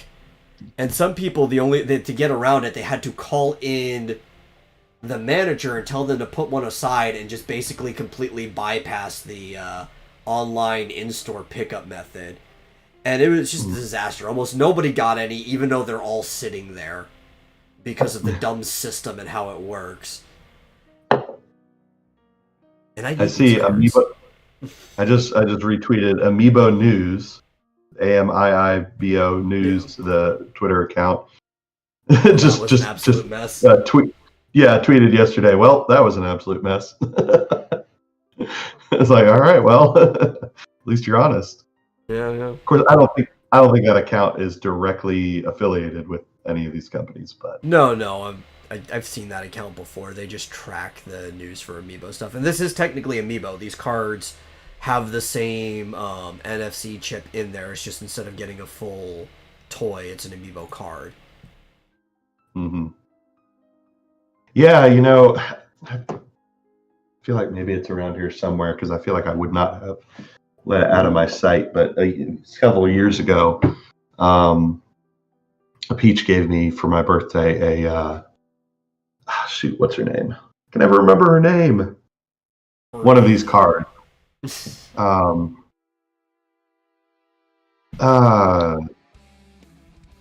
Animal Crossing. I gotta write this down, because it's my favorite Animal Crossing villager, and I can never remember her goddamn name.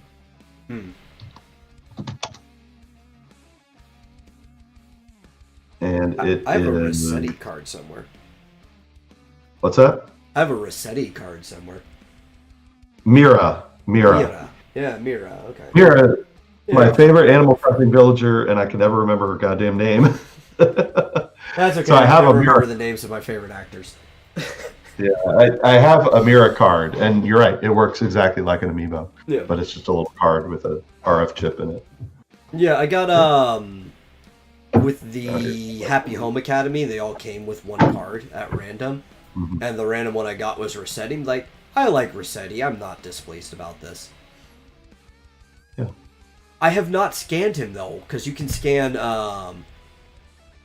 cards and amiibos and stuff in New Horizons. I should go find the card. And some of them work, some of them don't. Because, I scanned Cyrus, and, he can't come visit right now. It was before the Cyrus event, so I don't know if it's changed since then. But you can scan amiibos, and I just never thought, oh yeah, I've got a Rossetti card. I should see if something happens if I scan him. Yeah, you should. Yeah.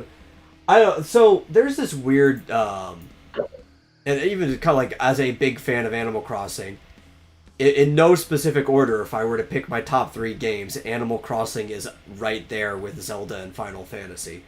But there's this weird sycophancy towards Animal Crossing, and it's weird for me to say that about it. And it's specifically just this game, and almost every day I'm seeing an op-ed about Animal Crossing with like the dumbest fucking opinions too.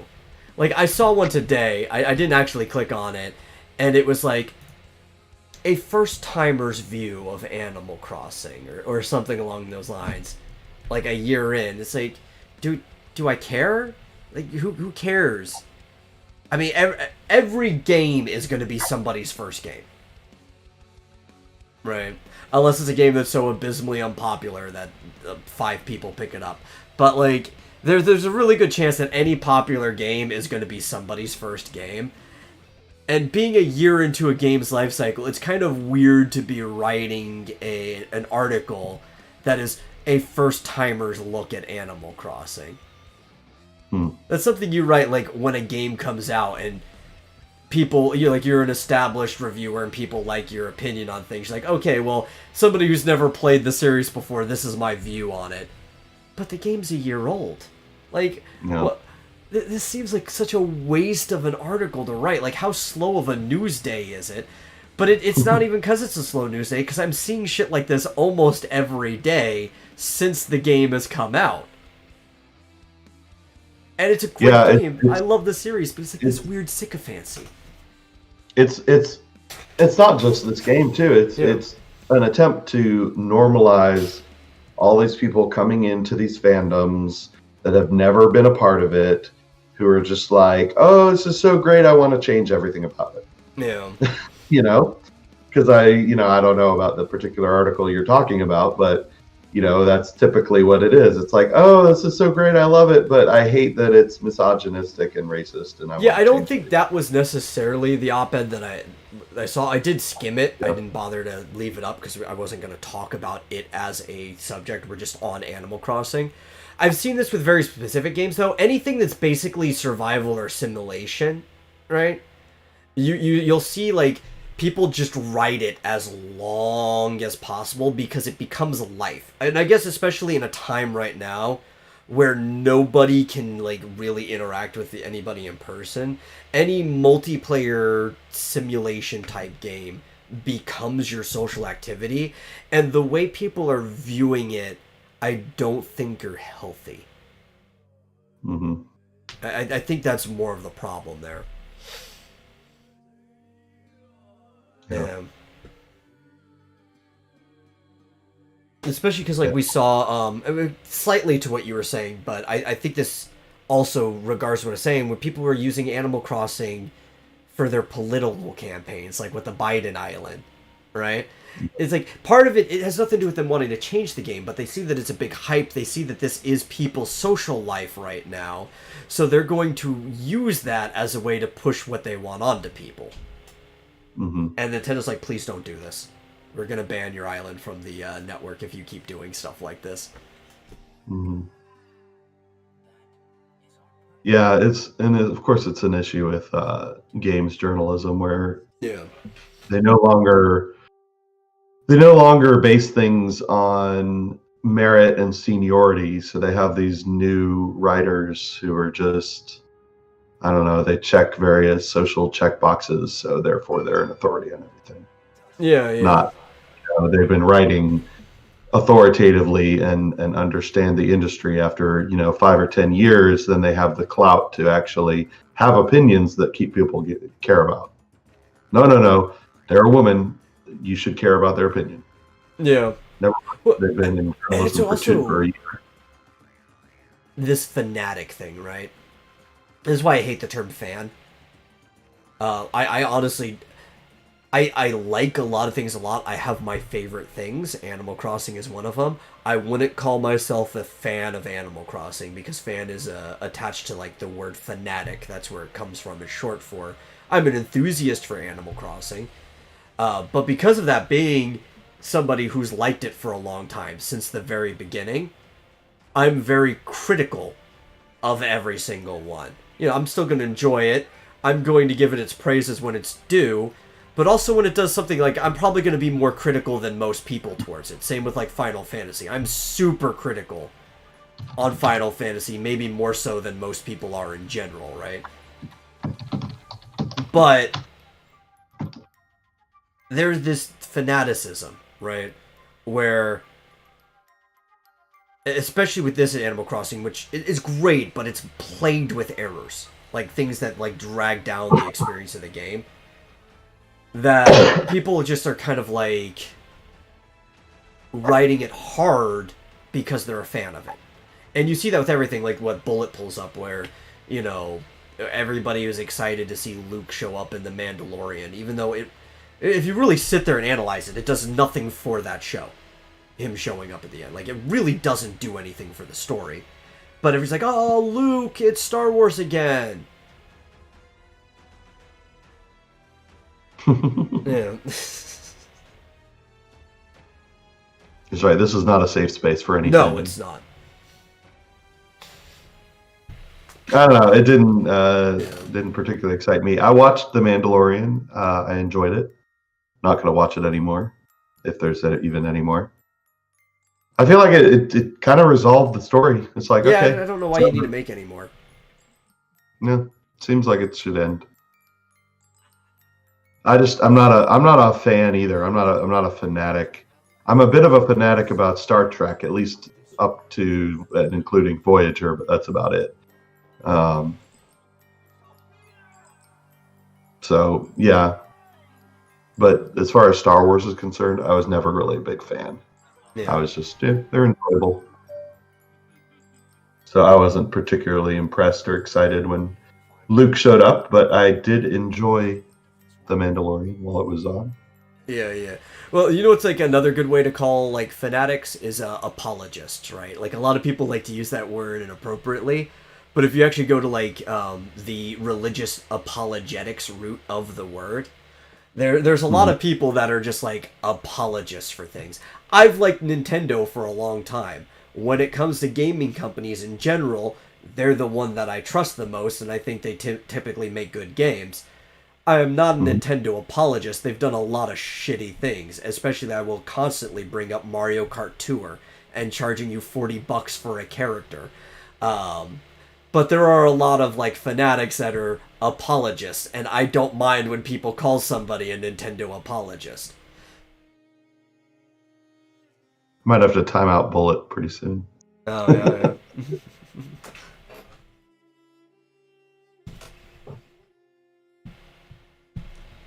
Apparently, he wants to see more inclusion for himself in fandom, and probably in the creative works themselves.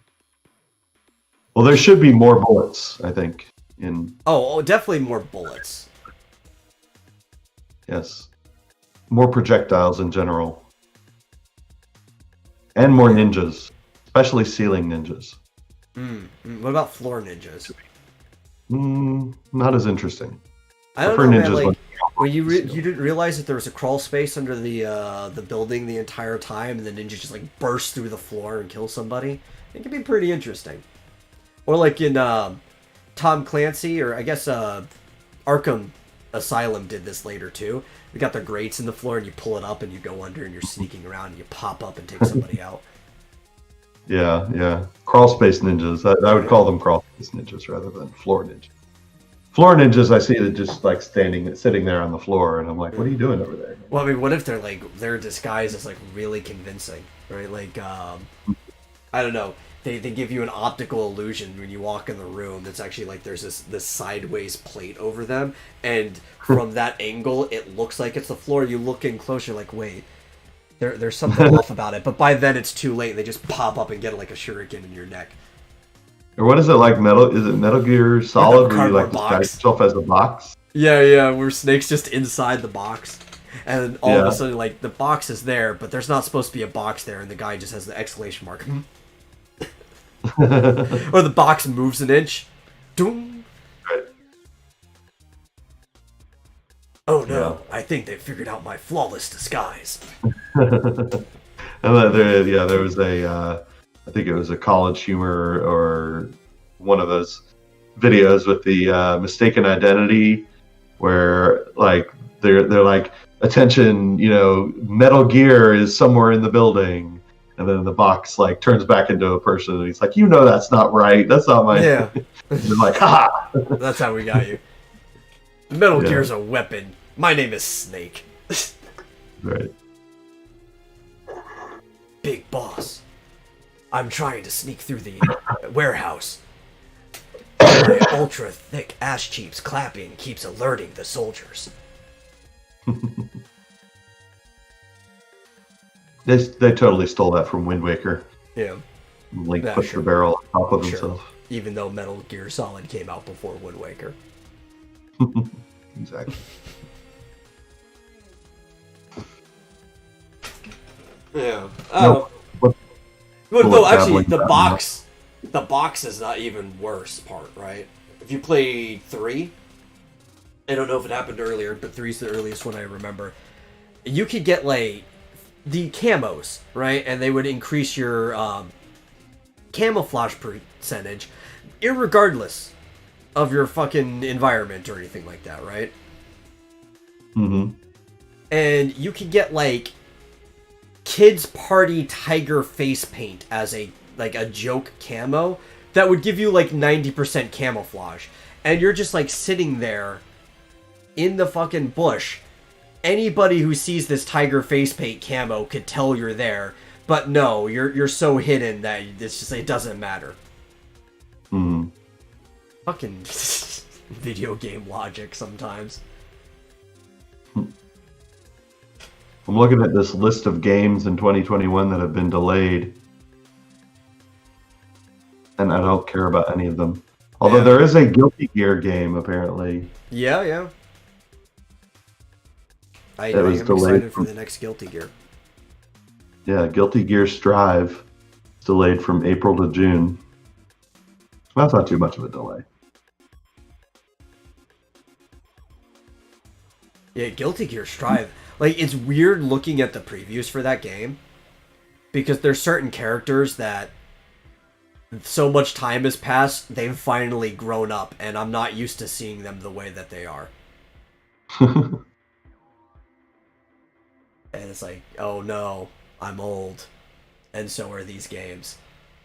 This character was like a teenager when this series started. Is it like Vomitorium? Kind of, yeah, sort of. It's like, I want them to bring Bridget back, but I think the reason they can't bring Bridget back is because he was already almost fully matured in the last time he showed up. And that nun outfit is not making him so much of a trap anymore. And I think that's the reason they want to bring back Bridget, because you're just going to see like this big athletic man wearing this like sexy nun outfit. You're like, yeah, you're not fooling anyone. Maybe Bridget, you should take my original advice. If you're trying to reclaim your manhood, maybe find something else to wear. And also maybe find a nickname and stop being called Bridget.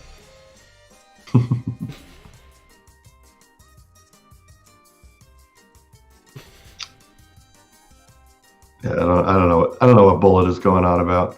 I don't know. He seems to have An bee in his aneurysm. bonnet about something. I think he had an aneurysm. I think that's what happened. He was reset. This is Bullet 2.0. That's right. Bullet Ninja Hagelman III, Esquire. Yeah. So it is a slow news day. Very slow.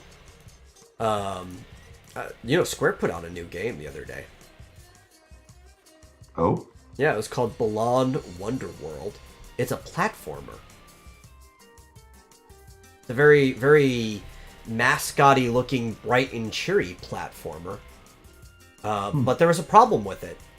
I haven't played it. I don't know if it's good. I haven't even watched too much gameplay. But apparently they had to put a patch because the default version of this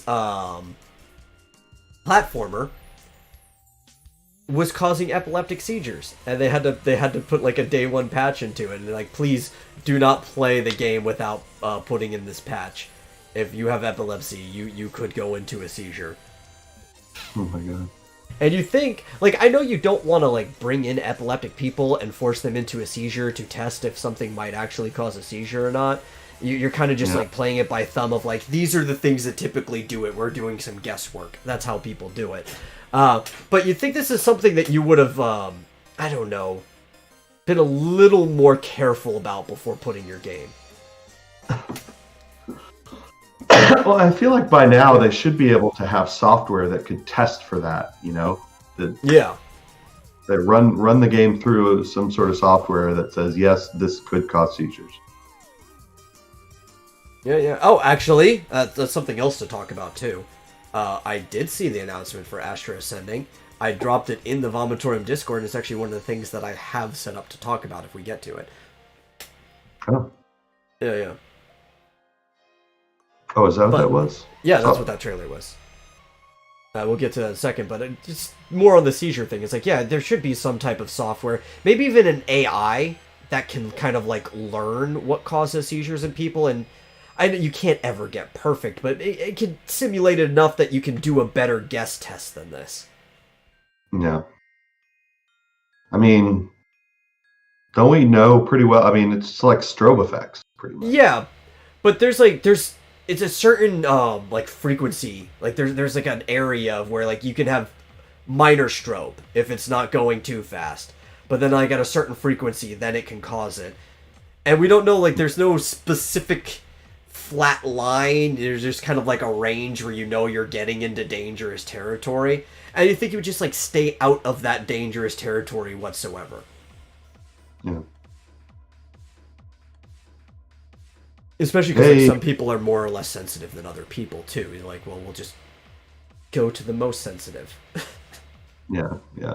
Or have an option to like turn it down. Like, if you want that to really be in the game, like say up front, like, do you have epilepsy? Are you susceptible? Yes or no? And if you say yes, you're like a colorblind mode, right? We just like an epilepsy mode where it just gets rid of strobe effects altogether. Yeah, exactly. Does the game look a little lamer? Sure, but you're not going to go into a seizure. Yeah, and Rebellious are back.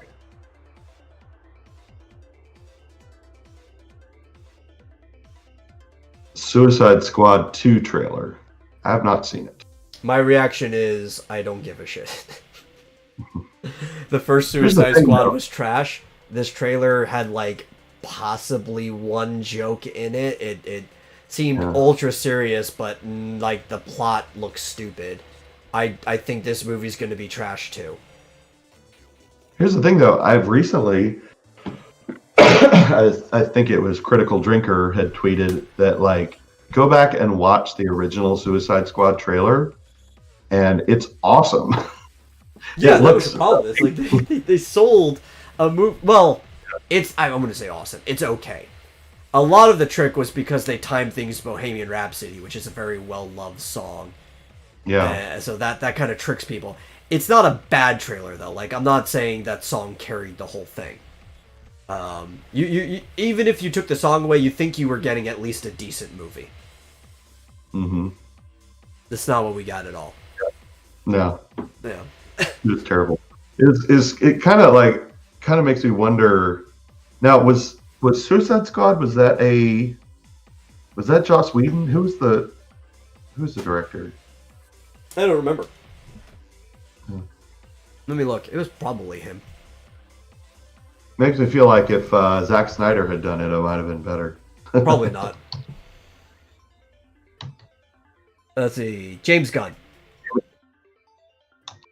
Oh. Freaking Guardians of the Galaxy guy. Well, that's interesting, because I guess he's kind of hit or miss, because I liked Guardians of the Galaxy 1, but 2 kind of sucked. Did he finish it, though? That was the question. Like, because there was 2 directors on that. There was also David Ayer. And I don't remember if, like, one of them started and the other finished, and that could have been part of the problem. If you have a consistent director, it might be a little better. You know, maybe they just weren't trying to, like, spoil any of the jokes in the trailer. But, like, I don't know. It doesn't look good to me. Yeah, I wonder if that's the case, because it seemed like the first half of Suicide Squad, or approximately first half, was okay. And then it just kind of, like, the second half just went off the rails, from what I remember. So. But the comics actually haven't been doing that good lately anyway. But any medium that isn't comics kind of, like, shits on King Shark. And doesn't actually treat him like King Shark, who is a powerhouse that rivals gods, because he kind of is one. He fights Aquaman all the time. No, we're just going to make him like Killer Croc too. And that they're probably I don't have any faith they're going to treat King Shark very well in this movie. Now isn't he a Flash enemy? He has been. He's been everybody's enemy. I feel like he was actually. They did have a King Shark in the Flash CW show. Yeah. Right. But King Shark is like a top tier villain, and they treat him like he's just Killer Croc half the time. Yeah. Yeah, I don't know. Yeah, Shark. Uh-oh. A random Dillard appeared. That's right. Yeah. Yeah, but so the one that Bullet was talking about, much more interesting topic, at least as far as I'm concerned, and maybe you are. Astro Ascending is a new game. I don't just before you go on too far, David Ayer was the director of Suicide Squad, the first one. This one is going to be directed by James Gunn. Okay. Oh, Thank you for clarifying that. that's weird because it shows that the first one was directed by both of them. Gunn probably came Oh, and maybe finished it. I don't know. Maybe not. Maybe not. No, you're right. You're right. Ayer. It's showing that they're directors of the series. So yeah, Ayer was the first one and the second one. I got That's all right. You gotta take your time to come to the realization that John's always right. Well, what I don't get is the name of this either, right? Because it's not actually called Suicide Squad 2. It's just called The Suicide Squad.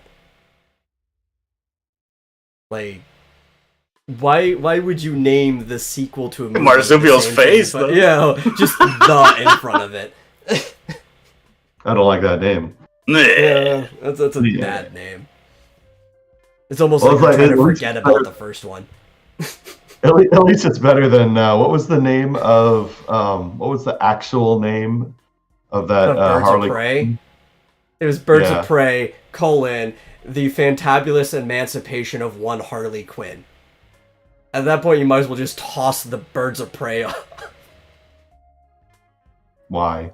Just why? Yeah, I don't know. That's like that had to come out of the mind of one of these LOL random. Like, I'm not even looking at the name either. It's so ridiculous that it's like burned into my memory. Oh god, it's so stupid.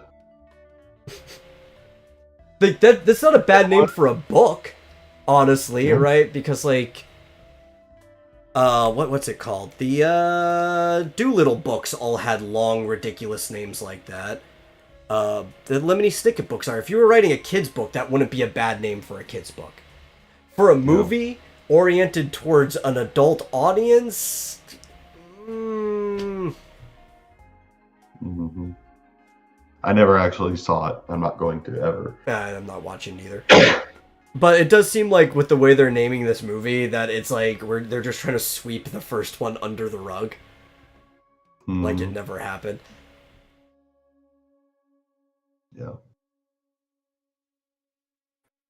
But Astria. Hey, is that new black guy? Is he replacing Will Smith? I guess. Yeah, I think so. That the same character? I don't think he's the same character. I don't know. This one just looks like it's filled with jokes. The first trailer for the first movie seemed like it was going to be a action-packed movie. Mm-hmm. Yeah. This one just seems like a big joke fest. I'm sorry, I saw maybe one joke in the whole thing, or maybe they just weren't all landing. Somebody who's not a psychopath can tell when they're trying to make a joke. Metal. Yeah, but they was a really bad trailer. Like none of it was funny. Yeah, none of it was funny, but it looks like they're trying to make it a joke fest. You could clearly see that, right? Oh no, I could see that they were trying to make jokes. I just I just couldn't see an actual joke anywhere. It's just a bunch of failed attempts. Yeah. And then it has John Cena in it, which guarantees I'm never gonna watch it. Yeah. One of the best things about the Zack Snyder cut of Justice League is that they took out like most of the jokes.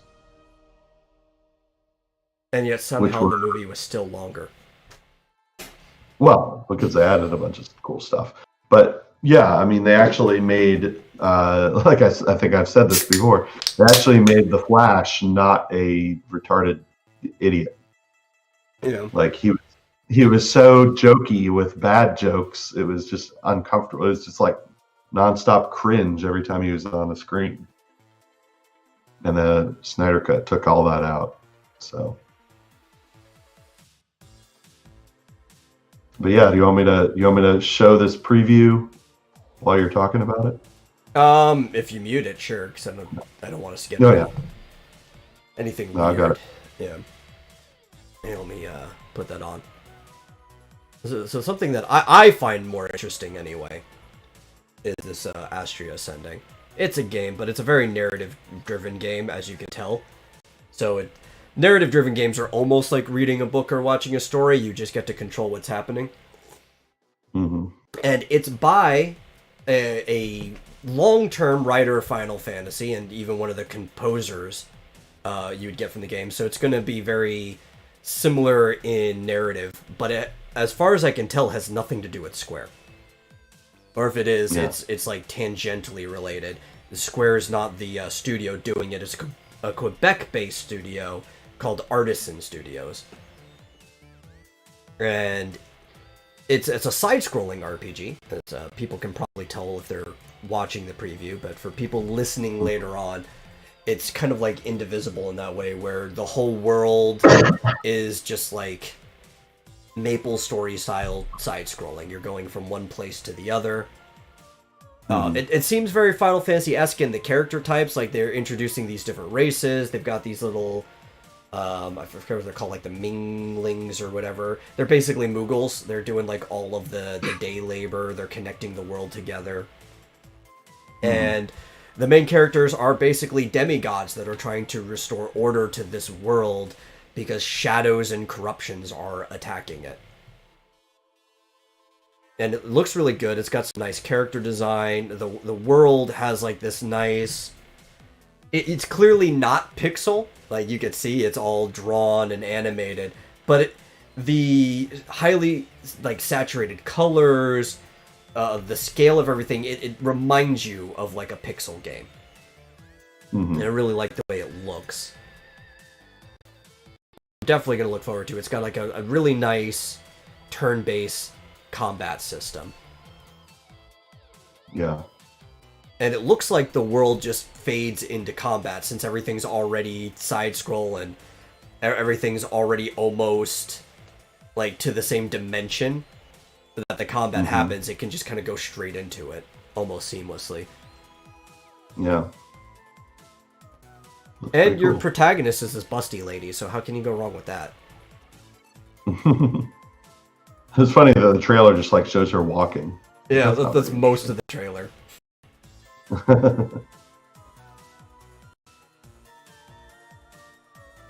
Cool. Yeah. So I'm looking forward So that to was just an announcement trailer. So like, when is that coming out? I have no clue. It's coming out on like everything though. If you looked at like the end of the trailer. And so the guy who is writing it is Kazushige Nojima, who worked on Final Fantasy VII and the remake, 8, 10, 13, 15, and Kingdom Hearts 1 and 2. He was one of the lead writers. So he's got a lot of experience with fantasy storytelling. And the composer had worked on Final Fantasy XII as one of like the 3 people working on it, and the Tactics series. So the sounds of Ivalice will be in this game, and I think that's already fitting for the type of game that they're doing. And he was also worked on the Valkyria Chronicles games, which are a good series. Cool. Yeah.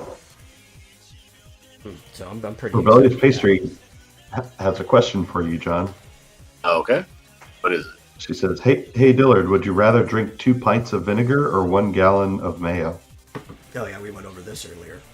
Oh, what wouldn't kill me? Or is that up to me to guess? I I'm can tell guessing you the that 2 vinegar- pints of vinegar could kill you. I guess I'd rather just eat a gallon of mayo then. See, I had the opposite opinion. I said I'd rather die. than eat the gallon of mayo. Oh, well, I don't know. I don't got a death wish right now. I'd rather just live. I just hate mayo.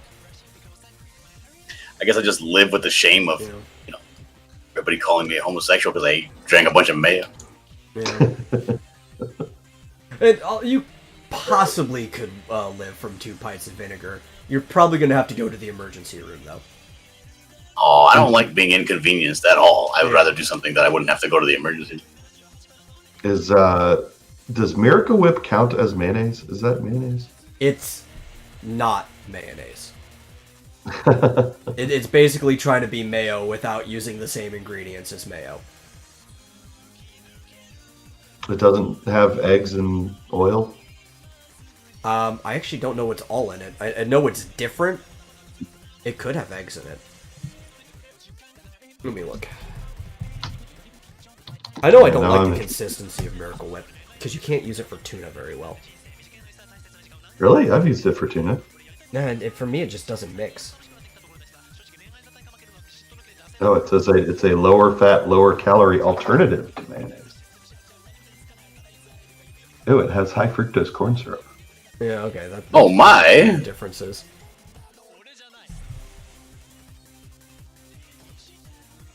Interesting. I've used it for tuna. Soybean oil. Okay. Yeah, it does have eggs, but it's like a lower thing. There's a lot of similar stuff, but it's very different than like the high vinegar, high vegetable oil mayonnaise.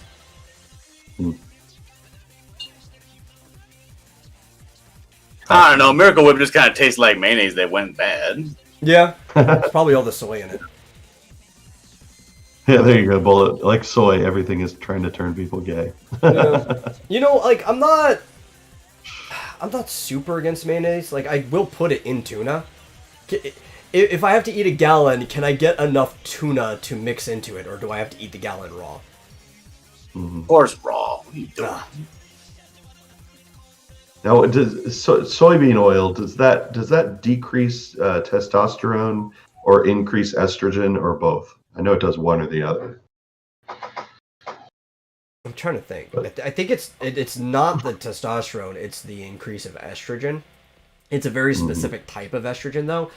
But it doesn't help that many people with their sedentary lives are already decreasing testosterone anyway, so your lifestyle is playing against that. Mm-hmm. Interesting story. I, several years ago, was diagnosed with mildly low testosterone, and I went and got it's basically an implant that releases testosterone gradually into your system. It fucked me up for like, oh my God, it caused major depression and like suicidal thoughts and stuff like that for like months. It was horrible. So never did it again, but it was horrible. Yeah. Oh, that's true.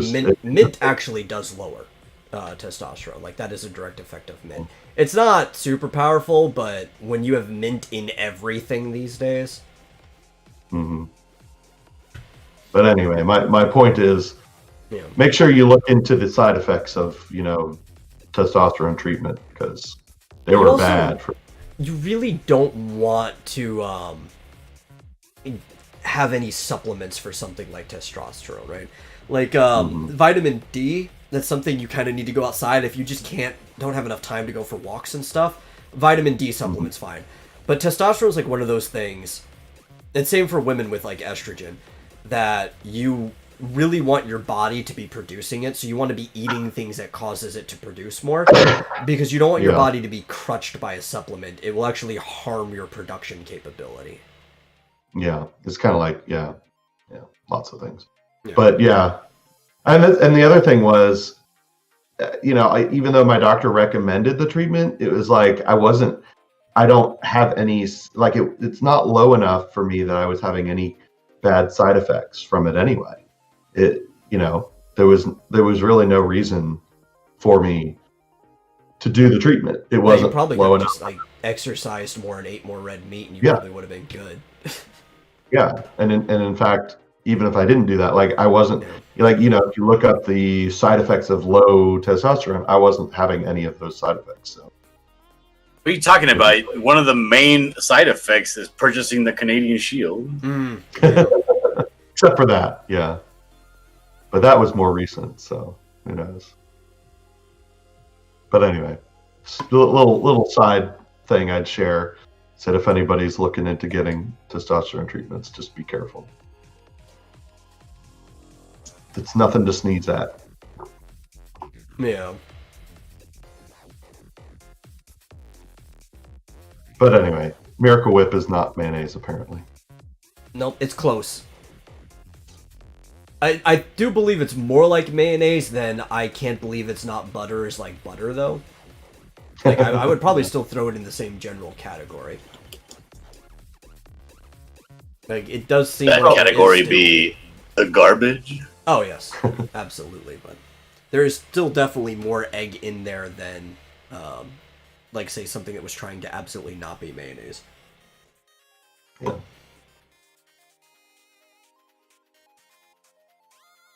I could make mayonnaise. It's not that hard. You make your own mayonnaise at home is better for you, too. Yeah, I mean, when I looked up is Miracle Whip mayonnaise, it came up with a bunch of recipes for homemade mayonnaise. You know who made a good one? Because I used to watch the Food Network all the time. But specifically, it's just I like Alton Brown. Alton Brown is a cool guy, so I would watch any show that he was doing. And he showed somebody, like, he did like a whole making homemade mayonnaise once. And it seemed really easy. You whisk it with your hand. I mean, is it easier than, like, scooping one off the shelf when you're already at the store? I don't think anything is, but it's also probably better for you than doing that, so it's worth a little bit of effort. Mm-hmm. I guess if you pick one thing to do in your life that will help you out a little bit, it should be making your own mayonnaise. Yeah, well, I mean, store-bought mayonnaise is pretty bad for you. It's gonna clog an artery, probably. Well, that's why I have Miracle Whip. And you just use it sparingly. That's all. It was like, for people trying to lose weight, I'll tell them two things that are probably gonna like a world of the difference. One, if you don't happen to have like an inhuman metabolism like me, you should probably cut out soda, like altogether, not diet soda or anything. Just switch to water. And or two, LaCroix is good. Yeah. You like? Well, I like carbonated flavored water. Carbonated water is great. Like, I'll just, even unflavored, I'll just drink like soda water. It's the viscosity. Like, water just it feels like it goes too thin. You know. Mm-hmm. And the other one is to cut out salad dressings off of the store shelf. I mean, you could actually maybe put in a vinaigrette instead, but that's not why people don't use salad dressings for salad anymore. They use like ranch and Thousand Island and even just mayonnaise, which all these things are mayonnaise-based dressings. They use it for everything. Burgers, chicken dipping it. It's just this cloggy part of the diet that's going into people. You know what's a good salad dressing? You take like a teaspoon of lemon juice and a tablespoon of some sort of low-fat oil like canola oil, and salt and pepper and garlic powder. Just mix that all over in lettuce, and it's I typically just like to season my salads. You can put a little like lemon juice, something to wetten it a little bit, but for the most part, if you want your salad to taste better, just put some seasoning into it. Yeah, but if that's not enough, a little lemon juice, a little bit of some sort of oil that's not, obviously that's low fat, and it's good. But the problem is, again, like, nobody's using this for their salad. Or, I mean, there are people, but it's not the only thing they're using this stuff for. These dressings go on everything. I've never done that. In-N-Out burger? The In-N-Out sauce is basically just Thousand Island dressing. Oh, yeah. Yeah. I've only had it one time. Or people go and they'll get, like, their chicken, bacon, and ranch sandwiches and stuff like that. Like, this stuff just goes on everything now. It's like, I think I'm going to go get a sandwich because it's a sub is a little bit healthier than this greasy fast food. And then they slot a ranch all over. Like, what was the point to that? Yeah. Well, see, when I go to Subway, I get oil and vinegar for basically the dressing. which the oil may not be great for you, but it's, Yeah, you don't it's want better to than put too much on. yeah. My mom, oh my god, I'm surprised her arteries are not. Well, I mean, she actually had a stint, so that probably has something to do with it. She goes to Jersey Mike's. That's like her favorite place to get. Oh, I subs and stuff. love Jersey Mike's. And she will tell them to drench the sandwich in oil. Like they have to double wrap it, and the bag sometimes gets saturated. She's like, she just wants the whole thing to be oil. I'm like, how are you alive?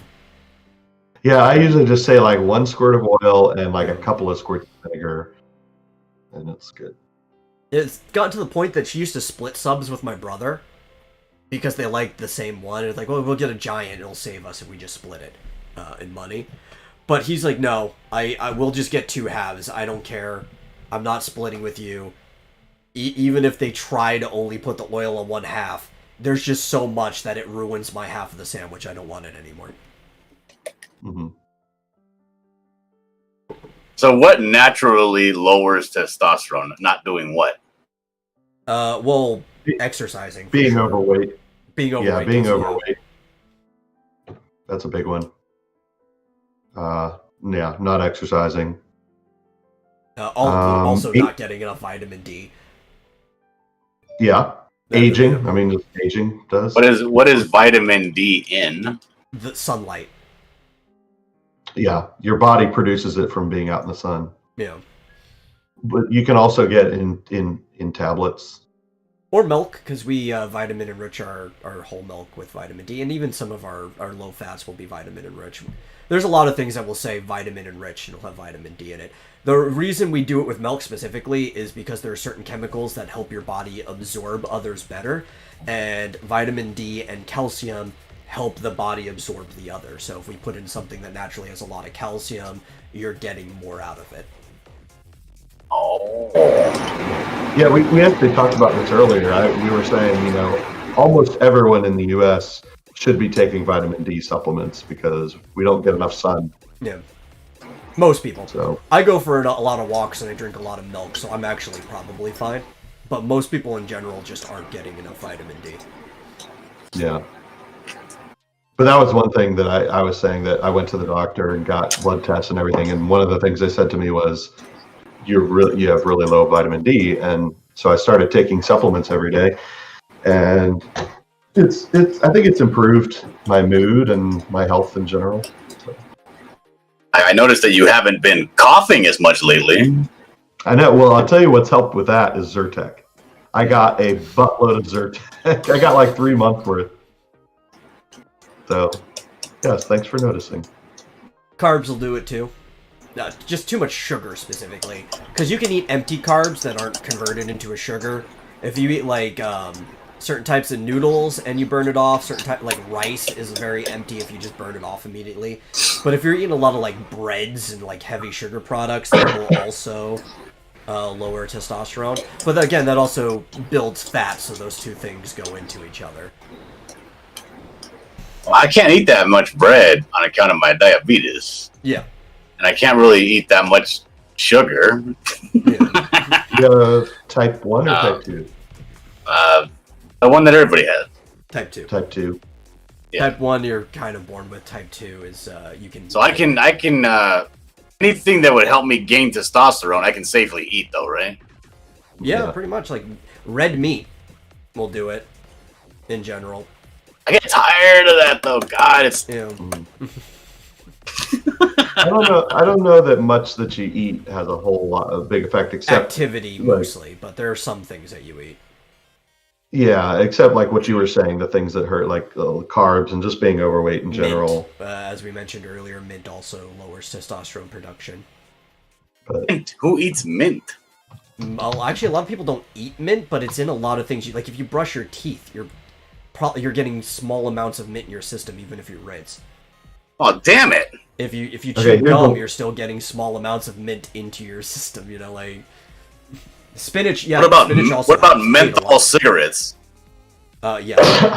that has mint. Yeah, there's micro amounts of mint in it. Oh no! Nobody should smoked It's not menthol. really going to do anything anyway, though. But spinach, that's another one. I eat a lot of spinach. I eat a lot of high testosterone stuff, like producing stuff anyway. Like, Dude, spinach is like one of the only leafy greens that I can eat raw. Dude, I love raw here's a spinach. list. I have a list here of 8 testosterone boosting foods. Yeah, Number pay one. attention. Pay attention, Bullet. Yeah. Bullet start eating these. Tuna, which I love. Low-fat milk. Egg yolks. Fortified cereal. Oysters. Shellfish in general. Beef, which we talked about. And beans. Oh, beans. Yeah, beans are also up there. Apparently those all... But Is that why tuna was Mexicans are so macho all the time? Probably. Probably. I like beans. That's all they eat is red meat and beans. Oh man, that's probably why I like Mexican food so much. Now that I think about it, like I'm sitting there. Also, I could go to like rice, any place around here. Yeah, a lot of rice. But rice is a sugar, but it's a sugar that doesn't do much to your system because you can burn it off like immediately. Mm-hmm. Well, as I said before, and this article goes into like you can get skin patches and injections and stuff. Frankly, I cannot recommend those because I did it once and it was hell. But I don't know. If you're concerned about it, go talk to your doctor. Yeah. But I would definitely recommend eating better foods and exercising more will in general just raise testosterone. Yeah, for men anyway. No, I mean, it'll to some degree raise it for women, but not... If you're doing that, it won't be to a dangerous point. You're not going to be like some freak or something like that. You have to be juicing if you want to raise testosterone that high as a woman. And it's not bad for women to have a slightly higher than normal testosterone. A lot of creativity is tied to testosterone. We see this arch. Look at Michelle Obama. But we see like this arch, right? Where ingenuity, the type of creativity that actually matters, because kids are creative, but only because they don't know anything yet, right? So they don't know what's good or bad. But ingenuity tends to jump up around 13 or 14, which is about when like testosterone really starts hitting everybody, but specifically men. And then it starts to drop back down around 28, which is when it starts falling off for people. Yeah, that's like where the big creative peak is. It's like, oh, well, testosterone probably has a lot to do with that. Yeah. Well, see, Rebellious, if you're really creative, maybe that means you have high testosterone for a woman. I've actually talked to many people about this too, like even physicians, and they tend to agree.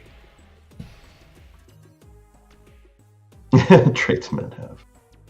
I actually eat a lot of spinach too, but usually it's cooked.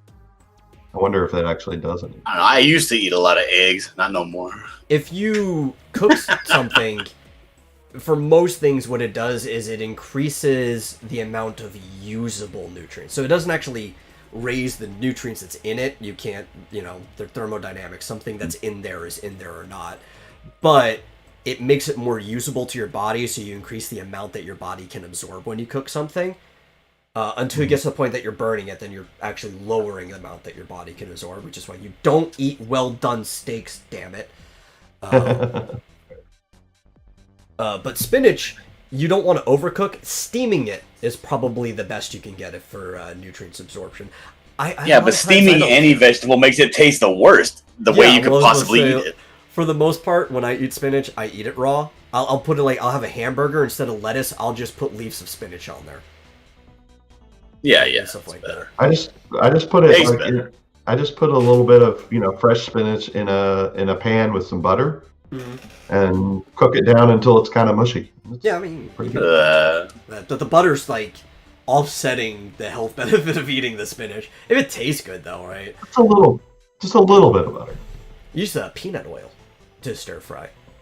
You burn out the oil because it has such a low burning point, like low evaporation point. But I also eat a lot of tuna and salmon, and I had swordfish the other night. So. You get a nice steak out of that. Dillard, did you get Rebellious Pastries fan art of you? No, where would that be? Oh, I did a rebellious pastry video That's I know, I saw it. where I did her character, but I'm not happy with it. I'm gonna redo it. Oh.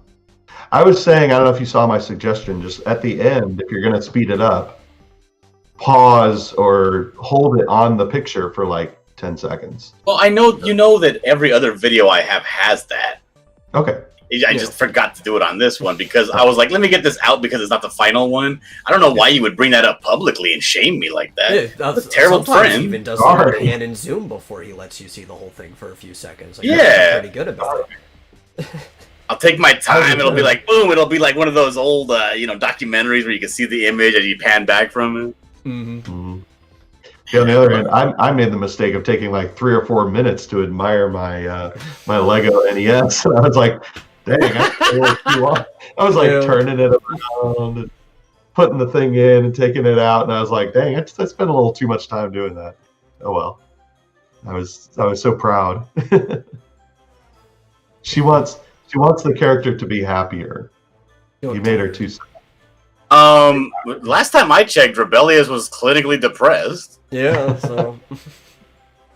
Yeah, but that's she was trying to- rebellious, not the character pastry. Oh, the character is a happy-go-lucky character. Yeah. You see, remember when I was on the show and I was like asking Rick to help me describe the character of pastry? Uh-huh. Yeah, they did a very bad job in describing it. I didn't have much to go on. I told you the vibe of the like those cutouts for that '70s show where they're all like floaty and psychedelic and stuff. They're always smiling in those. Yeah, I don't watch that show. So you didn't get the fan art that she did of you? No. Oh.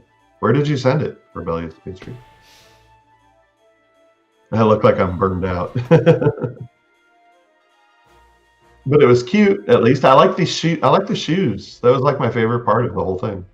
You did a great job with the sneakers. Oh well, thank you. I mean, they seem very age appropriate. Cool looking. Bizarro pastry. No, it's steak medium rare. That actually was reminding me. So I went to Red Lobster, not yesterday, but the Friday before that.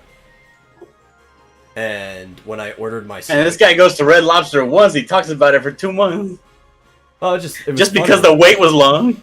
Well, that actually kind of upset me. Like, why the fuck did we go to Red Lobster as Texas is opening up and everybody's trying to go everywhere? Oh, she sent it to Gmail. Did she send it to the correct Gmail?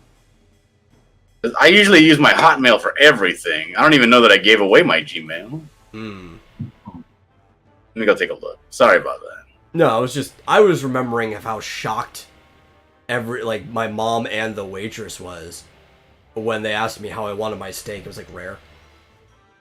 Like they gave me like this really, really confused look. Like, what? I'm surprised my mom was shocked. Like, I get the waitress. But like, have you not known me long enough? I always get my steak rare. Like most good steak places won't bat an eye if you say rare. Yeah. Well, this is Red Lobster, so. Yeah. Yeah. I mean, most places that's like they're recommended. I would have gotten it blue rare if I trusted the chef. No, I wouldn't do that at Red Lobster. Yeah. Maybe at Ruth's Chris or something good. Yeah. I want my cow mooing. You guys See, are I nasty. like medium. See, here's the thing. I order steak medium, and half the time it comes medium rare, and I'm good with that. So if it comes medium, I'm good. If it comes medium rare, I'm good. If it comes medium well, I'm a little, I don't like That's it. how I eat all my steaks, medium well. I cannot stand. When I was young, I had some really nasty, way too raw meat, and the smell of it and the taste of it. If I can still smell the hint of it and the taste of it, I get all gaggy. Oh. Well, see, I don't order steaks unless I'm at a place that has good steaks. I'll order a steak anywhere. Yeah. But like the taqueria down the street, all the meat is rare. Oh, except for the chicken. The chicken's the only thing that's not rare because you kind of can't serve rare chicken to people. No. So you get your street tacos, it's just all rare meat. I mean, I don't know if I've ever been to Red Lobster, but if I did, I'd probably get my steak well done. I don't know if I would trust it. A little blood spewing out, not too much blood though. Yeah. Can't have too much blood. Never too much blood. Yeah, there's not any blood in it anyway. It's just water that's soaking up the actual meat color.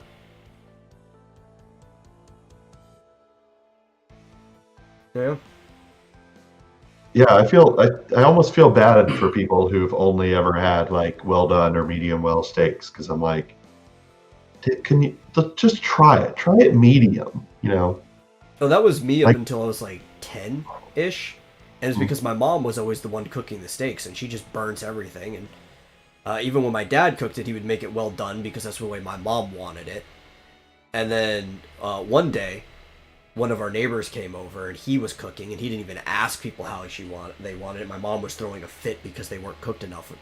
But I liked it, and then after my dad realized, like, oh, my kids actually like meat cooked the right way, he started making things closer to like medium, and then eventually I got to the point that I was eating rare meat. Yeah. Just don't get into an argument with Donald DeLay on Twitter about steak. He will not listen. He's a free country. He's allowed to be wrong. Yeah, he burns the steaks and then smothers them in A1 sauce, and I'm like, what's the point? Why not just like here's my email. Toast. Send it again. It's not in there. It's not even in the junk mail. Yeah. Or send it Twitter DMs or something. Send me a Twitter DM. That's what I respond to. There you go. There, John put his email address in the chat. Yeah, but at that point, you might as well just like burn some toast and put some A1 sauce on it. I mean, it's so charged, you're not going to be able to tell the difference. Yeah, or like make chicken or something. It's a lot cheaper, and at least with chicken, if it's supposed to be fully cooked, it's like, why bother with why do you eat carne asada, also rare? If I have the option. Flat meat. Carne asada. It's a skirt steak. Oh, carne. Oh. No, usually I'll cook that all the way through. Yeah, I mean, I'm not too picky on that though. Like, I'll eat that however it's served to me. Because honestly, that stuff I'll marinate it overnight, right? And then with some orange juice and all that other garbage. And then when I put it on the grill, I mean, by the time it looks done on the outside, the inside, there's not a hint of red anymore. Because it cooks so fast, right? You don't really have an option. And like for thin meat, I really don't care. Like, you shouldn't even ask somebody how you want something that thin, because you don't really have much options. Like, the only way to have it rare is if you take a blowtorch over it once, and that's all you're gonna get. You're gonna sear it.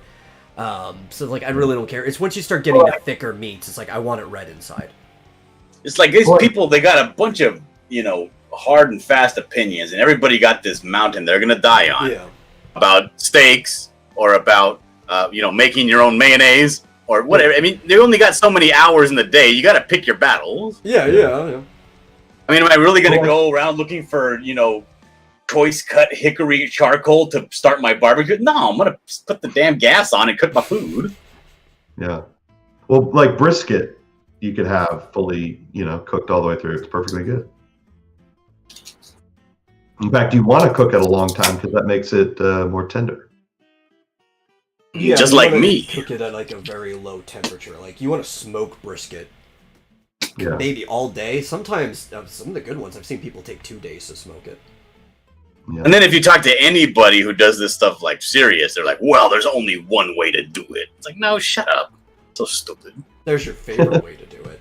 That's just because you dedicated your life and your life now is all about the barbecue doesn't mean that it's the wrong way to barbecue. Yeah. No, I don't think... Frankly, it's hard to have a hard and fast opinion on anything. Like, if you get to a specific scenario, you can be like, this is a yes or no answer. But if you get too broad, it's like there's just too many variables. Mm-hmm. If I got the time, like, let's say it's my daughter's birthday, right? Yeah. And we're gonna barbecue. ribs or something good. Then I'll actually take the time to actually break out the the charcoal grill and get actual charcoal and clean it off and do things right. But if it's it's 5 o'clock and we need to eat at 5:30, I'm gonna pop up in that gas grill and just cook it real fast. On a high flame because they don't have time. Yep, got time to mess around with this garbage. Usually that's good. It's good to do a high flame because it sears the outside. Doesn't overdo the middle, and yeah. But if I'm going to a restaurant, especially one that's making me wait an hour and a half to get in, then I want it cooked the exact way I want it cooked. It's like I'm paying for a service here. Well, a place like that, or like Outback, they have all their steaks are basically the same. They have it down to a science. Like I've even talked to someone who was a chef, or a cook at Outback, and he was like, "Yeah, you put it on, it turn the thing, and it dings when it's done. You flip it, it dings, and then it's done, and it's exactly the same every time." So Outback's definitely more consistent than Red Lobster, at least from my experience. Yeah. Plus, I can get lamb at Outback, which is actually my favorite meat. I really like lamb, which you're supposed to barely cook. Like, you sear lamb, that's about it. Lamb chops are great. But you know what? It's the end of the show. It sure is. Yeah, man. So thank you, everybody, for coming. I think we might kill a lamb for her birthday this year. Ooh, that'd be great. Just cook it whole. Yeah. Put it on spit. Yum. And if you want to support the show, you can follow, vote up however you want, share it with somebody, and all the donation information is probably below. I don't know. And we'll see you guys next time. Make sure you come around here or one of the other places it's running tomorrow when we do the RPG. And yeah, take it easy. Bye.